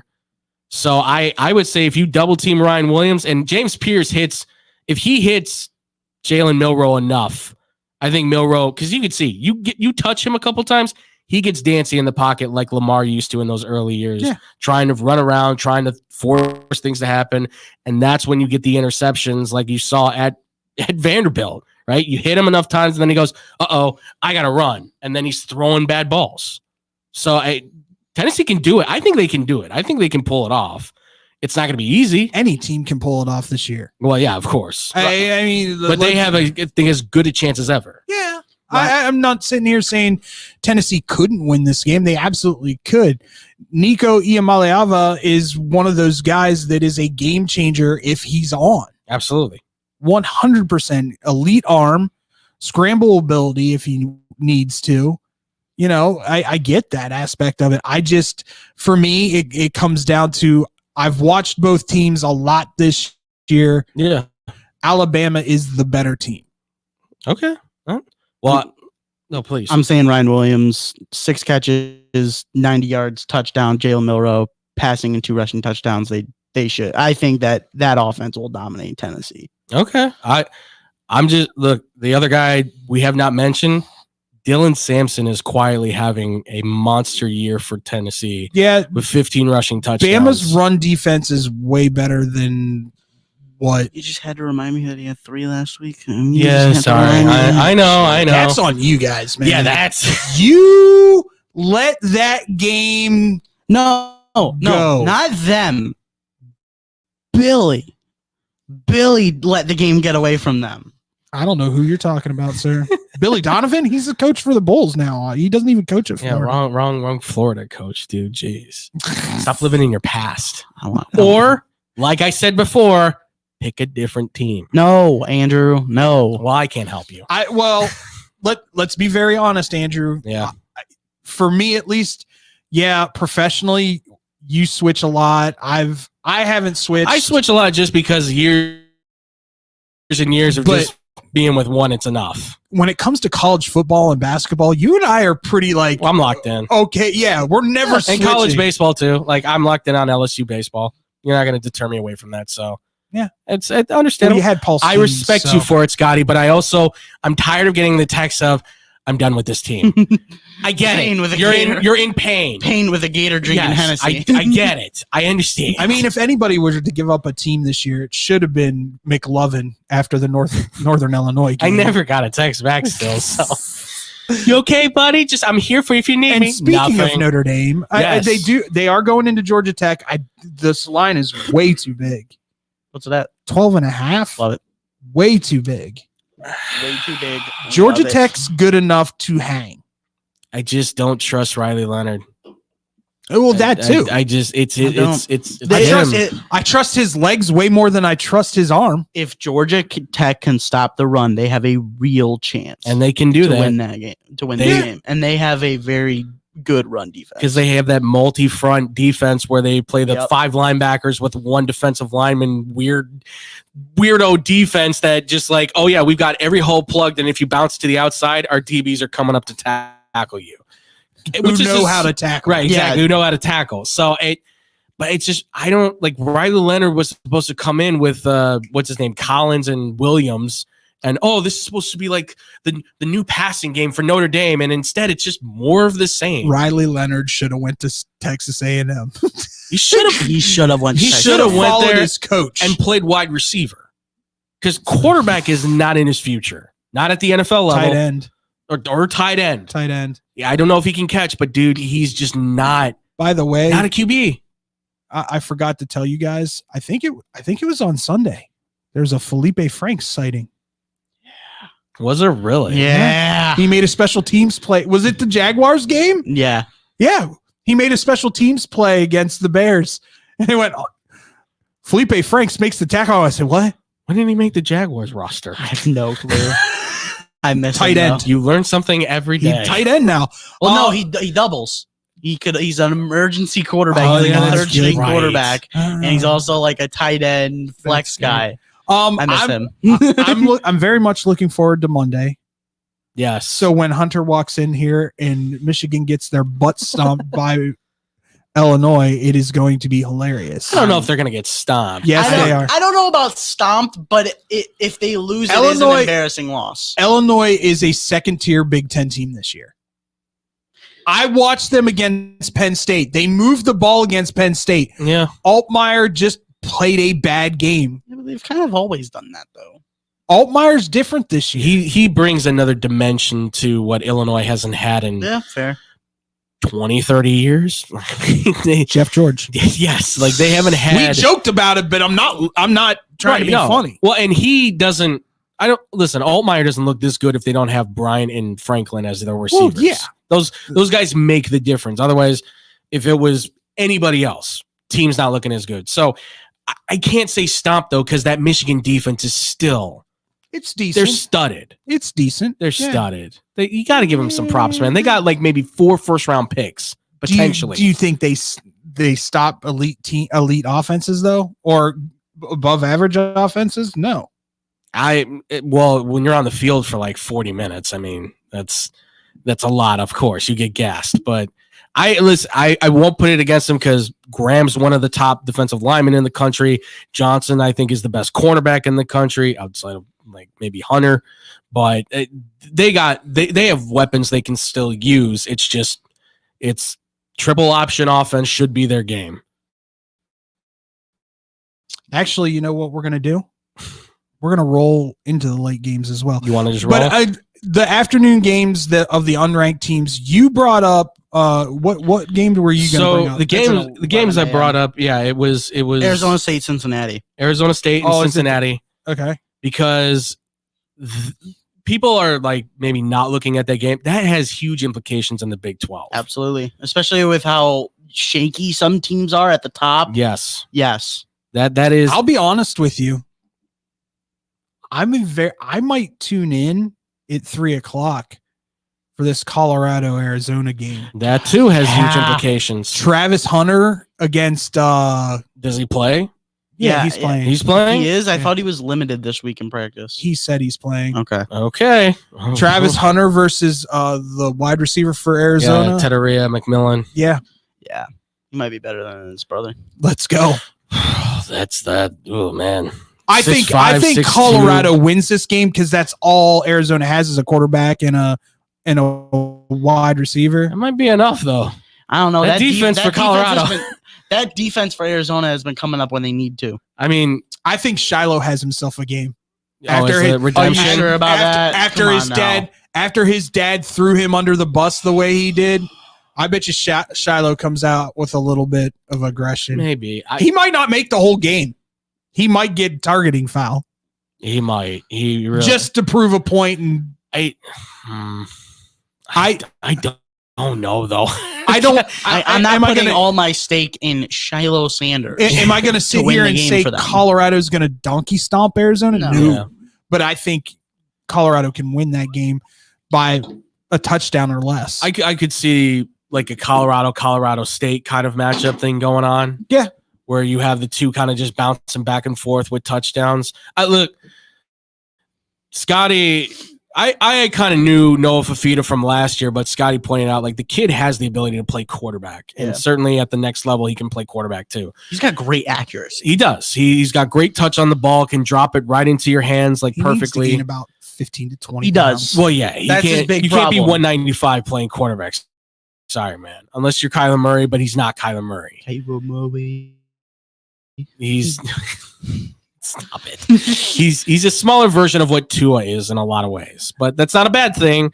It's just you got to be able to take the hits. Now, the other one that I'm interested in, and I haven't talked about him all year, and all of a sudden, real quietly, yeah, Texas Tech is 5-1. Yeah, they should probably dominate Baylor in this one, though. Yeah, they should. Baylor's bad. Baylor's not good. Baylor's not good. This is a really good game. But this is for a Texas rivalry for the game. rest If of the I year. look at the rest of Texas Tech's schedule, Yeah, win at Baylor, you win Baylor. You're gonna win TCU because TCU's bad. So sad. Really good stretch though. They are playing Utah. Then you have this weird Iowa State thing going on this year that no one can put their finger that's on. Nolan Wiggins, their two receivers, or Higgins. Is it time to get this dude into a Power 5 Yes. As a head coach? Why is he still in Ames? Leave. I've been to Ames. Not a great place. I Leave. have too. Not fun. Leave. Not fun. He easily should get a better job. Then they have Colorado at Lubbock, which I think they can win. You can compete in that game, and you definitely can win. It's at Oklahoma home. State scares me for Yeah, Texas well, Tech. that's Not really. Just defensively. Yeah. Defensively, yeah, but their offense has been such a disappointment this year. Well, Ollie Gordon's disappeared. They haven't been able to get him going. It's the Bowman revenge game. Yeah, it just doesn't seem. It just doesn't After seem his like that's ever going to 17th year end. in college. And then West Virginia. I mean, I'd one, maybe 2 losses in the last. Maybe. Yeah. Can still fight. It all kind of depends, though, on what happens at the very top. Yeah. Because BYU and Iowa State, they control their destinies right now. They just have to stay undefeated. I don't think Iowa State stays undefeated this year. No. I don't know. I don't know if either one of them stays undefeated, honestly, because I think they're going to eat each other alive. It could be that moment where they suddenly say, hey, we want a piece of you, and they start knocking guys out. Let me ask you this, because this is another one that's on my card. Texas A&M is going into Mississippi State. It is a minus 17.5 for or plus 17.5 for Mississippi State. Mississippi State has played better. May have not won, but they have played better. Right. In the last, they put up 31 against Georgia. They put up 28 against Florida. Yeah. Texas A&M. A lot of garbage time in that Florida game, man. A lot of garbage time. Once Shapen went out, it was a lot of garbage time. I'm okay with that. What I'm saying is they look better. I think they can, because I'm still not convinced about that Texas A&M offense. No, that's the main defense issue. is going to hold them, and I think Mississippi State is decent enough on defense. Well, they're doing the homegrown kids are fighting for their lives kind of thing. Like all the I think they can keep it dudes. within 16.5. David, they gave up 41 to Toledo. Toledo's good this year. Where have you been? No, I'm not buying it. I'm not buying into that at all. I'm not buying into that at all. Are you worried at all about LSU this week? Yes. Should be. Yes. Should be. Arkansas has a dynamic duo in the backfield with Taylor Green and Jackson. That's a 1-2 punch. Like Green is a smaller, not smaller by size, but smaller in terms of sample size of what I think Cam Newton had. And Jackson is a power running back that was playing at Texas and now is playing at Arkansas. Like those are two guys that if LSU concentrates on, great. But I don't know if you can shut them down. That's the biggest issue. I don't know if they have somebody that can shut. Granted, last week against Ole Miss, guys stepped up big for that defense, of course. But this is a game where if you overlook them, you will lose. You can completely changes the game. No, it's very. Oh, you mean like throw a shoe?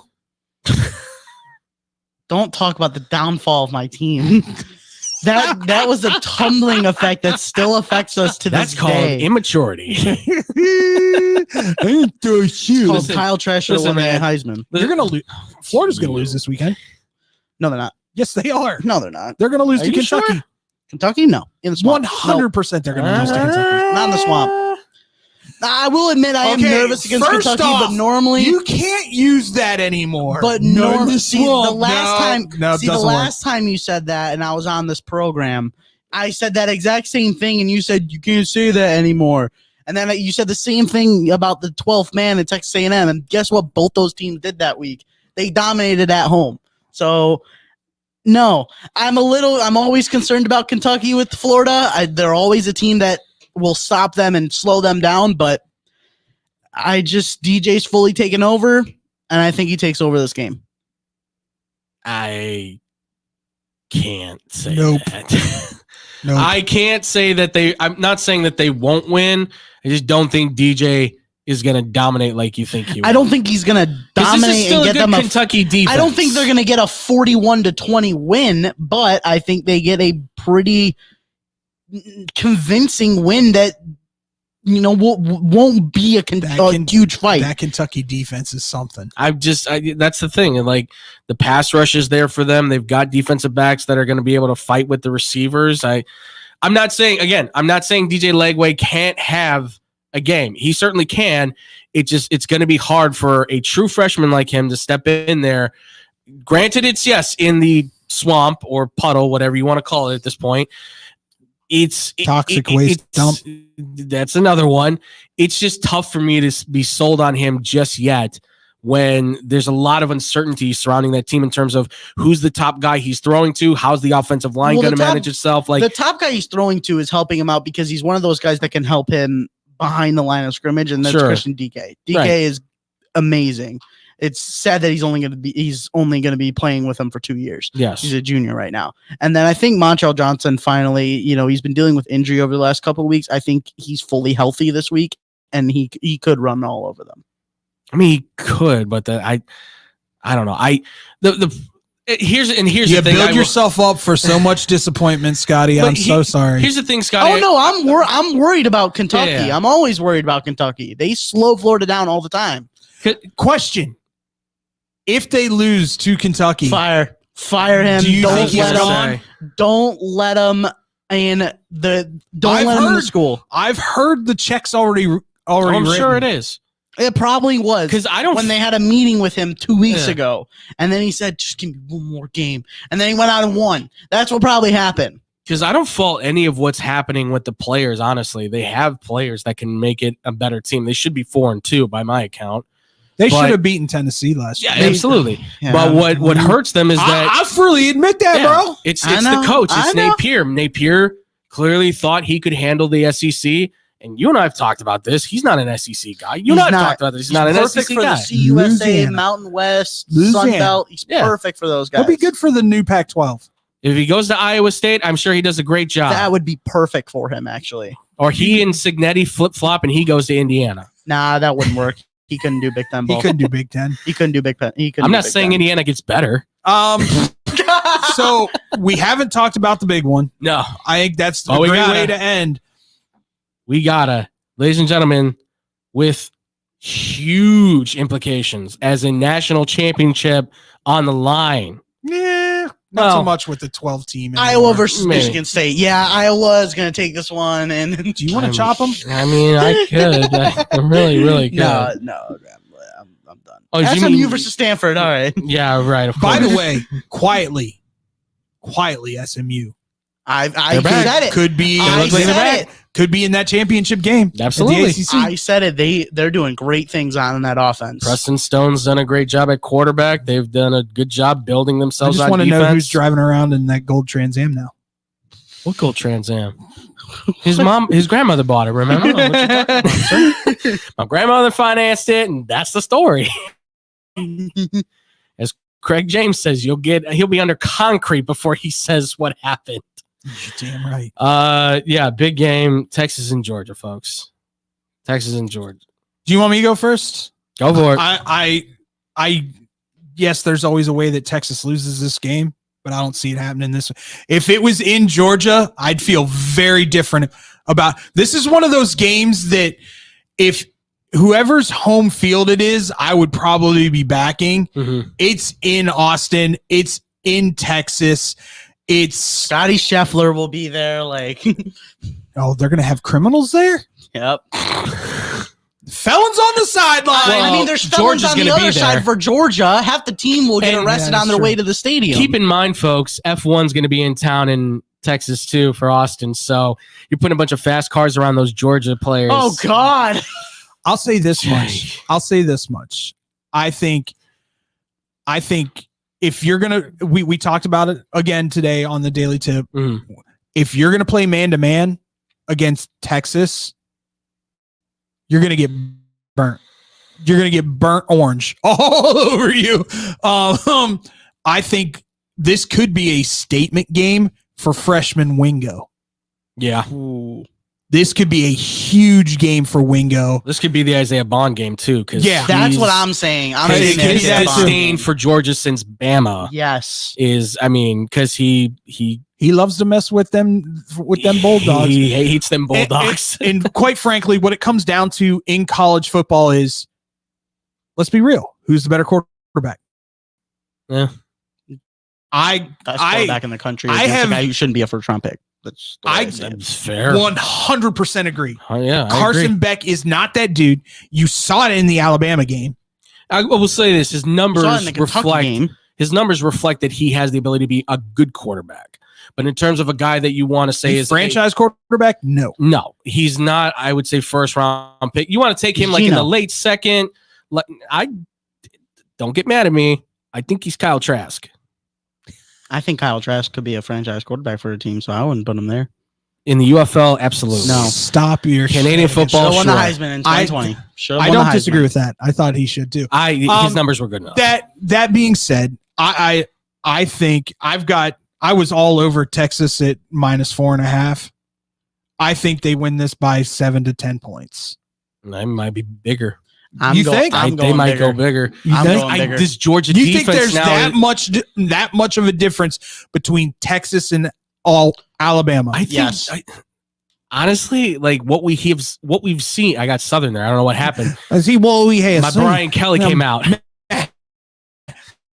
Matthew McConaughey all of a sudden. Hey, you're right. Yeah, all right. Texas is just they've got the size, they've got the speed. That defense is no joke. Chemistry. That offensive line, by the way, too.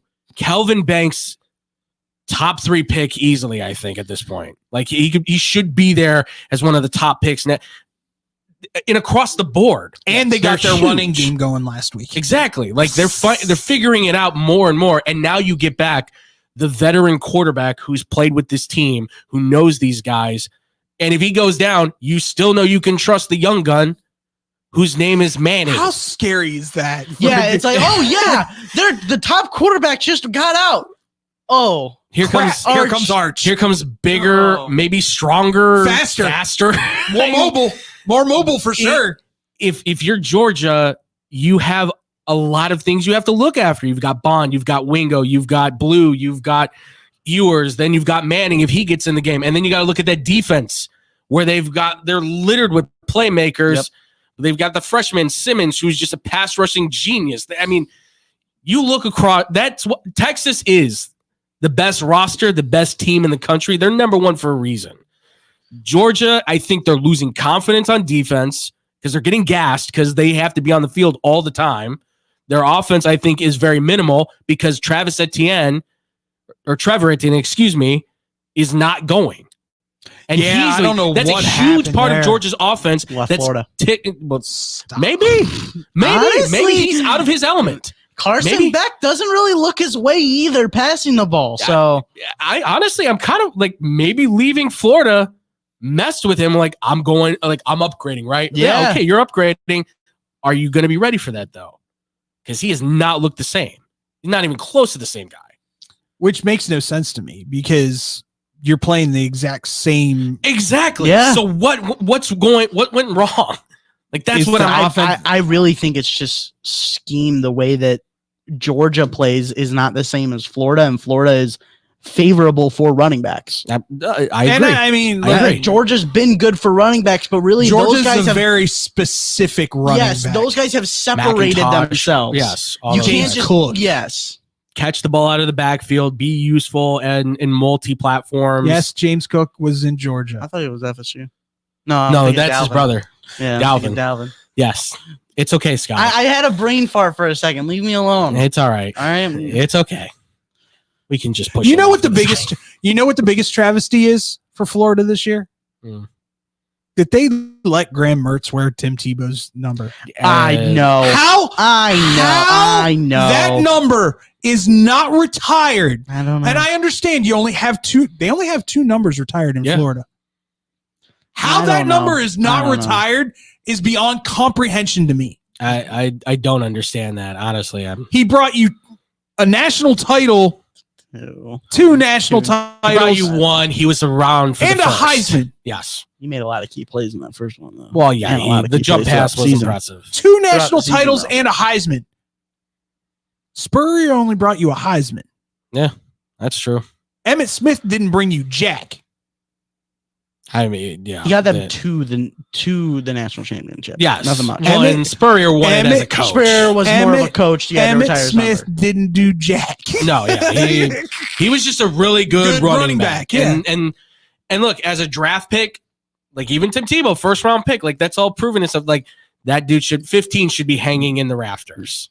Arguably greatest college quarterback of all time. Greatest There collegiate you go. player of all Thanks, time. guys. I'll Yeah, say that. thanks, Absolutely. guys. Arguably. I'll die on that hill. I will say this, to me, for Georgia, Texas, there's Texas. They can fill up the top 10, and then there's Oregon. I think Texas is a far superior team. They're in that S tier teams, and then Oregon's in the A tier. That's A a tier. big statement. I think Texas wins by 13. I think here's what I think.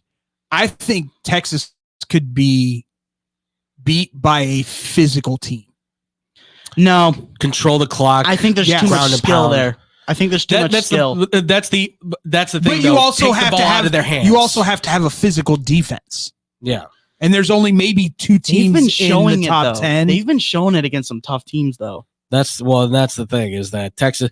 The problem is Texas is so well rounded. It's like it's what wow. Why am I blanking on this? The Death Star, right? Yeah. You gotta find that quarter-inch hole. Yep. You gotta find it, and you gotta use the Force. I mean, and there's a handful of teams that might be able to do it. So, Georgia loses by 21. Blowout. Wow. Texas comes to I play. said 13. Okay. I'm saying control the ball, killing the clock, taking it down the field. Georgia's messing up. I give it 7 to 10 points. 21's wow. All right. I have no faith in Carson. It doesn't matter to me because that means my bet hit, so we're good. You're welcome. All right. And then we'll come in on Monday, and Texas have lost. Yeah, it's gonna be. Stop talking. Why would you put that in? I know. Hey, you know, that's just Texas how it is goes, really man. tired of having to You carry know this what? How my conference. week has been so for far. that, Kentucky wins by 13. Yeah. 13 to 21 points. By the way, in the swamp. Not gonna Billy happen. Napier gets fired the day I after. hope so. I will say just before we exit out, yes, to the person that emailed us, yes, I know we all look like we had egg on our face when we said Texas wasn't going to last in the SEC. We got it. We got it. You guys said that? What? I never said that. It's on the promo. Okay, good. You did say it on the promo. I never said it. You did say it on the promo. I said they might have some trouble adjusting. I would never disparage Michael Jenkins, Texas. That's fair. All right. Well, ladies and gentlemen, that's going to do it for the college football stuff. Obviously, let us know, how do you see these games going? Who you picking? Who you going with? Who's the upsets? We want to hear from you guys, obviously, here on Blow the Whistle, here on SportsTownChicago.com, YouTube, and TV, and, of course, Blow T Whistle Radio at gmail.com, and also at Blow T Whistle 1 on all of our social media as well. Let us know with all your thoughts, all your ideas, all your comments. And when we come back, ladies and gentlemen, it's time, once again, for your Killing Me Smalls. See if Scotty can keep up. If you had anything, yeah, man, you gotta stay with it. So if you had anything that had you saying you're Killing Me Smalls, of course, let us know in the comment section. We want to hear from you guys as well. We'll read it right here live on the air as well, or hit us up as well, Blue T Whistle 1 with the hashtag YKMS. Because if we don't read it today, we'll read it at a future time as well on a Friday for another You're Killing Me Smalls. So that's coming up next here on Blow the Whistle on SportsTownChicago.com. From I have a dream. To yes, we can. Celebrating those that continue to inspire this Black History Month. Those who tell us that we can't, we will respond with yes, we can. SportsTownChicago.com. Take that exit and get to the Southern Cafe, home of the Nasty Biscuit on Roselle Road in Roselle. Get over there and try the chicken fried chicken biscuit made with the Southern Cafe's house-made drop biscuit with buttermilk chicken fried chicken smothered in country gravy, topped with shredded cheddar and crumbled hickory smoked bacon. I always say that when you go to the Southern Cafe, you come out with 2 meals with the heaping amounts of food they serve you in every meal. I love to go to a place with outdoor seating. The Southern Cafe has a great outdoor seating area to help social distance, and I get to enjoy my breakfast outdoors. Open 6:30 a.m. to 3 p.m. to give you plenty of time to grab an amazing breakfast or lunch. Now get your butt over to the Southern Cafe on Roselle Road. Hello? It's speed walking day. Dorothy? You're breaking up. Did I mention we'd be slowing down when we pass the court where those fine brothers play ball? I heard that. Reduce your risk of cancer, diabetes, heart disease, and stroke. Get active, eat right, and maybe even run into Mr. Right. Isn't sisterhood beautiful? For more information, go to everydaychoices.org. Brought to you by the American Cancer Society, the American Diabetes Association, the American Heart Association, the Ad Council, and this station. Alert! Alert! Be gone, maxed out credit cards, overdue loans, suffocating interest rates, and relentless collection agencies. If your credit rating is making you and others around you cringe, there's only one thing to do, and that's to turn to the professionals at Creative Credit Solutions. Even if your credit is less than perfect, we'll help you get back on track. You can do it, and we can help. Call today or visit creativecreditsolutions.net for your free credit check report. Blow the whistle on SportsTownChicago.com. Mondays and Fridays from 2 to 3 p.m. as we talk NFL. The game plan was really sound. The quarterback league. It has been. It still is. Franchise-defining quarterbacks. College football. Will Jim Harbaugh make it through the season as Michigan's head coach? Some more Big Ten talk. And here's some things you wouldn't expect. I would have never expected that. Get all of that and more on Blow the Whistle on SportsTownChicago.com. You're killing me, Smalls.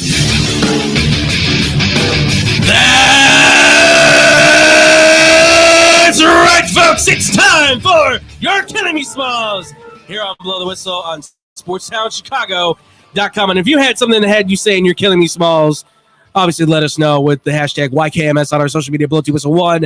Hit us up on BlueToothWhistleRadio@gmail.com. And, of course, here on the YouTube and the Twitch side as well for Sportstown Chicago. We need to get going because I got like 5 of these mother truckers. Okay. Well, then. Because there was a lot. David, why don't you start us off then, amigo? All right. Hey there, Jerry Jones. Can I piggyback with you on that? Oh, 100%. 100%. Not only do you look like a jackass for going on a radio station that supports your team and telling the radio hosts that you're going to take their jobs because they're doing their jobs, but you're coming after one of the guys that I've actually worked with, RJ Choppy, who does BetQLU on the BetQL network. Bro, was not a good look. Maybe it is time for the 80-year-old man to ride off into the sunset. 82. Because no one can do this job better than you. I disagree, kind sir. I disagree. Egregious. Absolutely egregious. What do you... They were doing their jobs as sports journalists, sir. They were asking you the hard questions. Do you think Kamala Harris wanted to go on Fox News and answer questions? No. Do you this nth degree? So, at least for me, and I'll hand it off to you if you've got anything to add, Andrew. All I can say is you chose to go on the show. You partner with them to do this every week. You know they're going to ask you about the team. What did you expect them to do? Of course they're going to ask you questions about the roster configuration and your idea of what you had before the season. And you go, how dare you ask me? You're not the king of Dallas, Jerry. Yes, you have Jerry's World, but I'm sorry. You know what I've done for the NFL? Shut up! I'm sorry. The fan has their duty to the fans of Dallas. That's why it's called The Fan. So for those boys, especially RJ, you are amazing. I've listened to him before. Awesome. He's absolutely incredible. They do a great morning show. Yeah. And the fact that Jerry Jones decided to puff out his chest against dudes like them is so low for you to do that. And it's nothing against those guys. You're a billionaire owner and you do that to those. How dare you, man? You should feel this small. 100%. This small. Yeah. Unbelievable. So please, for myself, for David, I'm assuming for this man too, and for all radio and TV hosts out there who get bullied like this, let's give him a big old... You're killing me, Smalls. Unreal. Try and bully me. See what happens. Yeah, seriously. See what happens. We don't stop talking. We clap back. I'll come at you sideways. I don't care if I lose my job. I swear to God. I'll get if more, I'm at the fan, I'm getting another job elsewhere. I would get more publicity for going right back at him. You would just pull out the paper that has every bad thing he's done. It's like, hold on, what you said? Yeah, guess what RJ Choppy got a chance to do? He How'd went that on Herschel Walker trade go for him, buddy? Oh man, yeah. RJ Choppy, by the way, went on every major network. Dan Patrick, you name it, he was there interviewing about. It's the best this. thing. Absolutely, it's the best thing to happen to RJ. Yeah, unbelievable. Because he's an amazing on air. Very talented. If you haven't checked it out, folks, definitely check it out. It's 105.3 The Fan, the morning show. They're Go doing a for it, great man. job. What do you got? All right, so mine. Oh man, you got so many. Which one do I want to go with? Scroll past. I'm looking for him. Ben Simmons again. I wish I could. I really wish I could. This one goes to the Cleveland Browns. I just, you went all in on this quarterback. You said this is the dynasty that's going to change the face of this organization, that's going to bring a title to Cleveland. Those were your words, Mr. Haslam, the owner of the Cleveland Browns, Jimmy Haslam, and you failed. Now Amari Cooper is leaving. It sounds like Myles Garrett ain't too happy right now. So I'm getting the vibe that maybe this little Detroit Deshaun dynasty maybe want to call up Cleveland is not together. I don't understand. From Jerry Jones to Jimmy Haslam to Woody Johnson, owners who seem to meddle are seeing bad results, and I wonder why.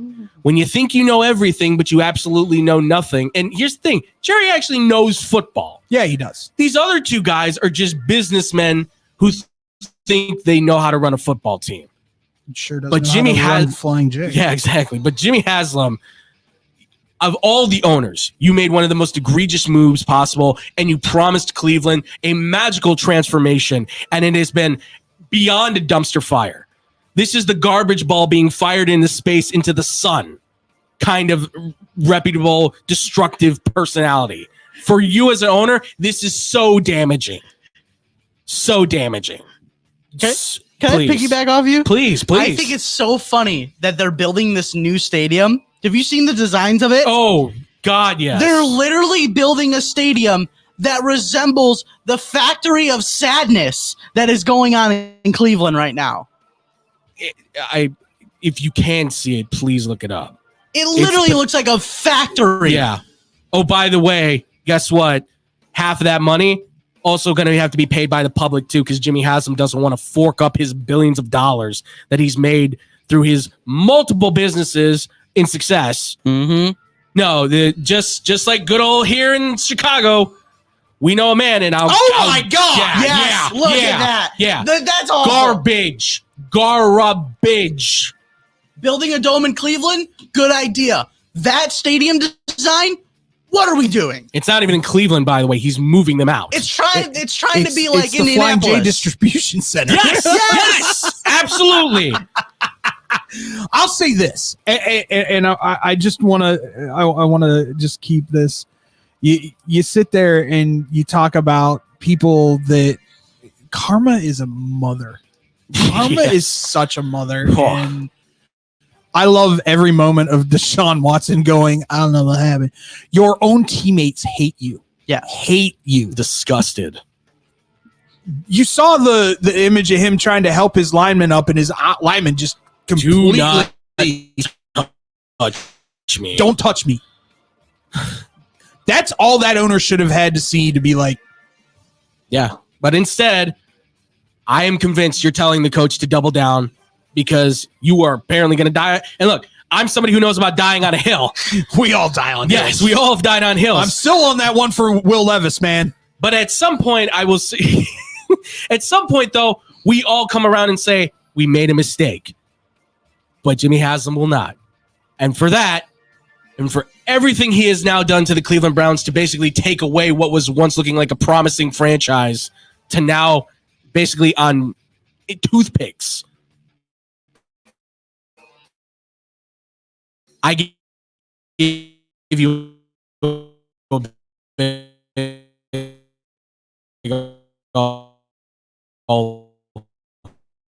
killing me, Smalls. I love watching hockey. I've actually spent this entire week. I've spent this entire week watching about 5 different hockey games a night thanks to ESPN Plus. I'm just going to say this to you. As a potential employer, you might not want to bring up the name of the station. I won't. Okay. I just wanted it out there for you, Scotty. Didn't ruin anything for yourself. Thanks to ESPN Plus, I've been watching like 3 to 5 games every single night, catching a bunch of teams. But you know what team I can't watch? My own team, because it's blacked out because I can't watch it because I don't have DirecTV. No one has DirecTV anymore. We aren't living in 2005. We're not even that. I can't watch my local regional Blackhawks games, but I can watch my regional Anaheim Ducks. Why? I don't want to watch them. I want to watch Connor Bedard. I have to catch all the highlights on Twitter. Hey, some of their graphics look pretty cool, but for the basketball games, you can't see the left side of the screen. If they are going left to right, you can't see them. If the ball's going in the hoop, you can't tell if it goes in because the graphics in the way. And if I can't watch the Sox next year, I don't know what I'm going to do because they might move to Nashville soon. And if I don't get my last couple of years of watching them, I would be so depressed. But for that, I'm not going to name the station, but the fact that I can't watch my regional Blackhawks, you're going to get a big old. You're killing me, Smalls. All right, I'm going to group 2 of mine together. Go for it. You know my hatred for the Baltimore Ravens is pure and real. To those Baltimore Ravens fans that got posted on the internet of searching out random Commanders fans and punching them in the face, dude, bad look. Bad look. I wish to God one of you would come up on me like that. It would not be pretty. Not be pretty at all. Are you just now seeing it, Scotty? No, I was looking at a Florida Panthers jersey that just. I'm sorry. He had the oh my God look. Yeah. It must be nice. It was an ugly. It's an ugly look for all Ravens fans, and I've got some really cool guys that I know that are Ravens fans, and one that's maybe not so cool, but we won't talk about. Oh no, him, I just got on Twitter from the official Baltimore police that they're searching for that guy. So they should be. Yeah, that's assault and battery. Yeah. Actually, they're putting it up to attempted murder. They should. The dude hit his head on that tire, like full frontal. Boom. Yeah, that was. Oh God, it looked nasty. It was. Now let us go to a team that I love, that is doing stupid stuff. Pittsburgh Steelers, you are one of the greatest organizations in the NFL all time. You usually make smart decisions. Like getting rid of Antonio Brown, getting rid of who else was there? Bryant. Martavius Bryant, getting rid of the running back. Le'Veon Bell. All these great decisions. And now you're going to go to a quarterback who can't scramble and get out of the way when your offensive line is beaten up, hurt, and can't block as well as they normally do? For God's sakes, Mike Tomlin even said that Russell Wilson was no comparison to Justin Fields when it came to scrambling. Your head coach said this. Why this is being done, I do not know. But for God's sake, someone explain it to me. So, and this will probably be the first and only time I ever do this, to the Pittsburgh Steelers front office. You're killing me, Smalls. Why? Why? That is a rare one. I gotta say, that's something I did not expect. Did not expect at all. You try to fix me real quick in the back. We talked about the Pittsburgh Steelers. Obviously, David was kind of saving that one for the beauty of what it was, and it doesn't make a lot of sense. My question is though, what happens if Russell Wilson actually works? That's the It one. was your connector, dude. It wasn't the connection. Aha! See, sorry, it got stolen by a Pepe Valentin. Wow! Just throw me under the bus. By the way, I didn't steal it. You gave it to me to borrow, and then you took it home with you. Way to blame I didn't want to leave it Blame around here, okay? Way to blame a non-Caucasian there, Scotty. Well, seriously. Wow, racist. You can't just say that. Yo no sé. Andrew? Well, ladies and gentlemen, should I just? No, I'm not. I'm gonna save the classic. Okay. Because the season's not here yet. Yeah, it's still preseason. Yeah, it's still preseason, and he hasn't played yet, or he's played sparingly. I think that's What but would you? that's more than norm. I have a question for you. What Yeah. would you do? This is never going to happen, but what would you do if he started averaging a double-double? Oh my gosh. I've said this. If he did, and he won MVP, I'd buy his jersey and wear it every day for a year. Wow. He double-double. I'd prefer to MVP. see Peter Griffin naked, but Do you really want that? I'm just saying that'd be funny as hell. In the hallway, Scotty, Peter Griffin naked. running around. The one I'm gonna go with, I'm gonna double down on this. I've been watching the preseason NBA though. Look, I get it. The Bronny thing is really attractive. It's a nice story. It's cool that he gets to play with his dad. The more and more I'm watching it though, the more it's just feeling like a sideshow. Each and every time he's out there, he just seems to be overmatched. What are you doesn't talking seem to about? be- He took it to Kevin Durant last night. Yeah, he did.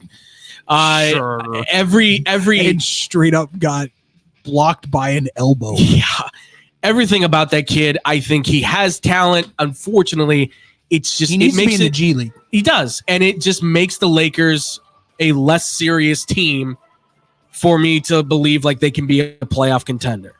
If he's on the roster by the beginning of the season to the very end, there's no way I see the Lakers making the playoffs. All right. And it's not That's just fair. and it's not just on him. Obviously, there's other factors to it, but he is going to be the sideshow that distracts from what could be could be potentially one final go around for LeBron and AD to maybe try and do something. I don't think they will, no matter what. But this will just completely deter away from any chance of them to be competitive because he will be the focal point, and that will be the story, and that's going to disrupt chemistry. I'm sorry, it's a wasted roster spot if he stays there, be it as a reserve guy, and especially if he's a backup on the bench. So, to the Lakers, for whatever this decision is they're making to try and I think convince people that he is a worthy candidate, even beforehand when they had, I give the Lakers a big old. You're killing me, Smalls. Just I can't buy. You got into another this. one, Scotty? I got one more. Oh, nice. And this is a recent one. I've got one more too. I got Okay. one more. I'll So- save mine. Every once in a while, maybe at the end of spring, beginning of summer, and then start of fall, I'll go on a little shopping spree real quick and go to Fanatics. Try to get some team merchandise and stuff. Okay. Well, I go on there and I just so happen to be looking at jerseys because, I'm a big jersey guy. And the Boston Bruins just released a pretty cool jersey for their centennial. Their Off, centennial jerseys are nice. Yes. off the rip, it's $600 for an authentic jersey. $600. Timu.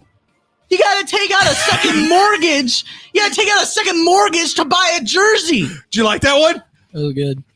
A Timu. And then I go, you know what? I got a little emotional the other day watching the Columbus Blue Jackets first game since That Johnny was Gaudreau. I got a little emotional. I wanted to get Unbelievably great. Beautiful something for Respect. Johnny Gaudreau. Absolutely. I go on Fanatics, and there's literally nothing that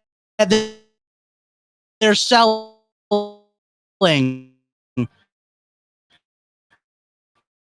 that can give to his cause or the family or anything. And all the fans are wearing these. Also, now that the contracts have come out, like their designs are getting better for some teams. Like I like what they've done with the Kings, and I like what they've done for the Ducks. But man, sometimes they come out with jerseys ones that I can throw on, even the ones that David steals from me. That's what I'm talking about. Give me the nice jerseys. Do you want that back? It's in my car. I want that jersey back, and I'll you won't give it you. back. No, I'll give it to you. You can have it. I just never think about telling you, hey. Yeah, and fanatics need to be reminded that not everyone can take out a third mortgage to pay for a brand new jersey so they can go see Connor Bedard at the UC Scotty, or go to buy a new Caleb Williams jersey. I have an idea for you. A team. Nah, they steal information. Also, I'm not into Scotty, that. I don't think you know how much a mortgage costs. That's also true. I'm letting you know. But you got to take out Rents, you can say maybe. I mean, to be fair. You got to go to Jim Carrey to take out a loan in order to buy a jersey. He is a Florida fan. 600 might be for the shanties. That is fair. Sorry, I got a cramp. Just came out of nowhere. You're good. No, you got to go to Jim Carrey to take out a small business loan to go get a jersey because they're just crazy. So fanatics, you get a big. You're killing me, Smalls. Okay, so really quick. I'll just hit one really quick one after you. It'll just be like go ahead. I'll go first. It doesn't matter to me. It doesn't matter. Go to me. for it. Go for it. All right. Mine will be fast. Real quick. Actually, it's two really quick ones. Go. Jerry Reinsdorf. Please, God, yes. Please, God, yes. Sell it, baby. Sell. I don't even know if I could be behind it. And you want to know who you should sell it to? Michael Jordan. Let's go. Let's go. Why not? He loves baseball. He loves baseball. Why not? Still reps the White Sox. Sell it to Michael Jordan. So, to Jerry Reinsdorf, I give you a big old, you're killing me, Smalls, for selling it to Michael Jordan. You're killing me, Smalls. I back that. Number two, to the Penn State fan who paid $1,600 to run onto the USC field, I give you the biggest. You're killing me, Smalls. In such a Fantastic. beautiful way that nobody even caught it. So pristine. No, that's not even you're killing me, Smalls. That's a props to you. That's amazing. It's a good you're killing me, Smalls. That's a good you're killing me, Smalls. You're killing me, Smalls. That's an amazing thing. Unbelievably well that was done. fantastic. I love the fact that you recorded it and it just went viral everywhere. Hell yeah. Awesome. And I love the why do you not close that off? Check that. But at the same time, I love USC's response. Thank you for your donation. Yeah, absolutely. Yeah, and totally 100%. Yeah, goes to a good cause. Any publicity is good publicity. Very true. Very true. All right. Mine's just really quick and it's really simple. We can all relate. To people who don't use their blinkers on the streets, by the way. Hey, mine's taken out. Not you. But to the people who just seem to think you can cross 4 lanes to get over because you miss them constantly and cross in front of me and almost caused me to be in an accident, which almost might have been the thing that almost stole Scotty from not being here today. I'm going to give you a big old... I'm killing me, Smalls. I know you're fine. I'm just saying you were on late 294 for an accident. The accident happened 20 minutes before. I'm just saying it could have been me because I had 5 people do it. Where they were right here and they had to go 4 lanes over to get to their turn. I mean, in all fairness, 4 times. In all fairness, I do put my blinker on, but my dad did teach me how to do the 3-lane change. I've done it before. Beast. Don't get me wrong. I'm a beast. I'm a hypocrite to say this, of course. If you drive in the city, you learn how to do that very quickly. But for the love of God, people, if you're on the expressway, use your blinker. I don't know where you're going. Just so you know, technically you are supposed to use your blinker on roundabout as well. So, you should probably use it there. That's true, too. Learn how to use a roundabout. Nobody knows how to use those things. I saw somebody hit the middle piece because they didn't know what to do. I'm not joking. You know what happened? I saw that in the city. You know what happened to me? Ridiculous. You know what happened to me? So stupid. It's so good. I saw someone stop in the middle of a roundabout because I was coming up to it, and what they decided to do was turn the sidewalk on the inside into a second lane. Here's an even better question. Why are roundabouts becoming a thing? Because somebody looked at the East Coast and went, that's a good idea. No! There's nothing good of it. No, I like it. Growing up on the East Coast, there is nothing good about a roundabout. No, it's People terrible. get confused. People don't know which way to go. People don't know when to turn. People get into accidents because of roundabouts because people innately are stupid. So from all of us to roundabouts, we give you, Killing me, yes, Smalls. absolutely. Killing me. You're killing me. You want to know a good thing too? I don't know if this is real or not. I'd have to look it up. I'll do that after the show. Apparently, a double-decker roundabout. I don't know how that. I don't know. I don't know, but that is the antithesis of hell. That is evil incarnated. I'm stuck on the top. What the hell? It's just 20 people It'd be going in Tyler, a circle. too. It'd be Tyler. You can call me, man. I've been on this upper decker roundabout for the last game. I'm gonna be light. Emily just going, turn here. I can't. Just people looking at each other. They end up getting divorced because they got into a huge argument. Things were said that can't be taken out to them and give them Of the course, divorce yeah. papers because he still can't Yeah, get off I'm a it. notary, by the way. I've been stuck here too. It's been hell. It's absolute hell.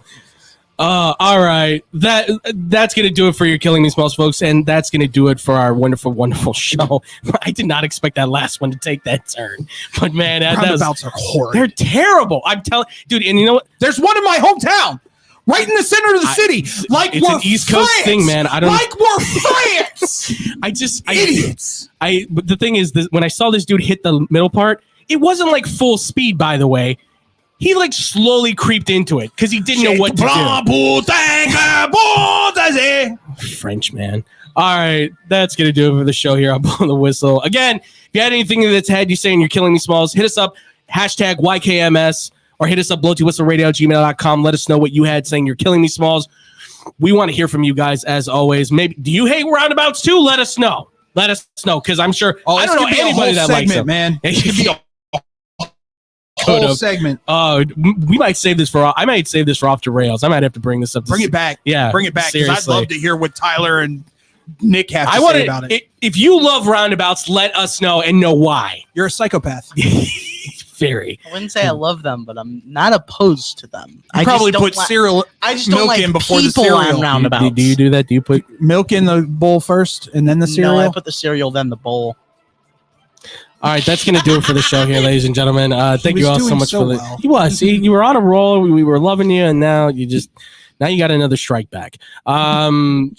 We really appreciate you guys as always. We love it. Again, Blow T Whistle 1, all the social media, blowtwhistleradio@gmail.com. Find us on all the podcasting platforms. As always, we appreciate you guys with the support, the love, and everything. We go live every Monday and Friday, around 1 to 2-ish, depending on when we can. Other than that, catch Bad Karma Wrestling every Friday, hitting about the 11:30 mark. X-Bomb Sports as well. We'll be hitting it as well every Monday. And we're planning on Fridays too. We're going to be trying to do an early one on Friday. It's going to be a shorter show, talk college football. Mondays are going to be reserved for the NFL and the pro stuff, unless big news breaks. We'll see. Scotty, promote your stuff, amigo. Getting back into here, just graduated last week, so pitch talk. Congratulations, by the way. Pitch talk every Thursday, Low Blow Sports every Tuesday here on Sportstown Shy. By the way, just so you know, it's really nice to see Scotty's mom at graduation. Oh, that's all right. I'm out. Killing me, Smalls. All right, everybody. Well, as we always say, ladies and gents, stay positive, be positive. We chased him out of the room. Damn, if I only knew that that's all I had to do. Stay positive, be positive, and positive things will happen to you. We will see you guys next week for another amazing show. I can't wait for it. It's going to be a lot of fun. And as always, much love. Peace out, everybody. This is your home for sports. It's the best fans in the world. No better team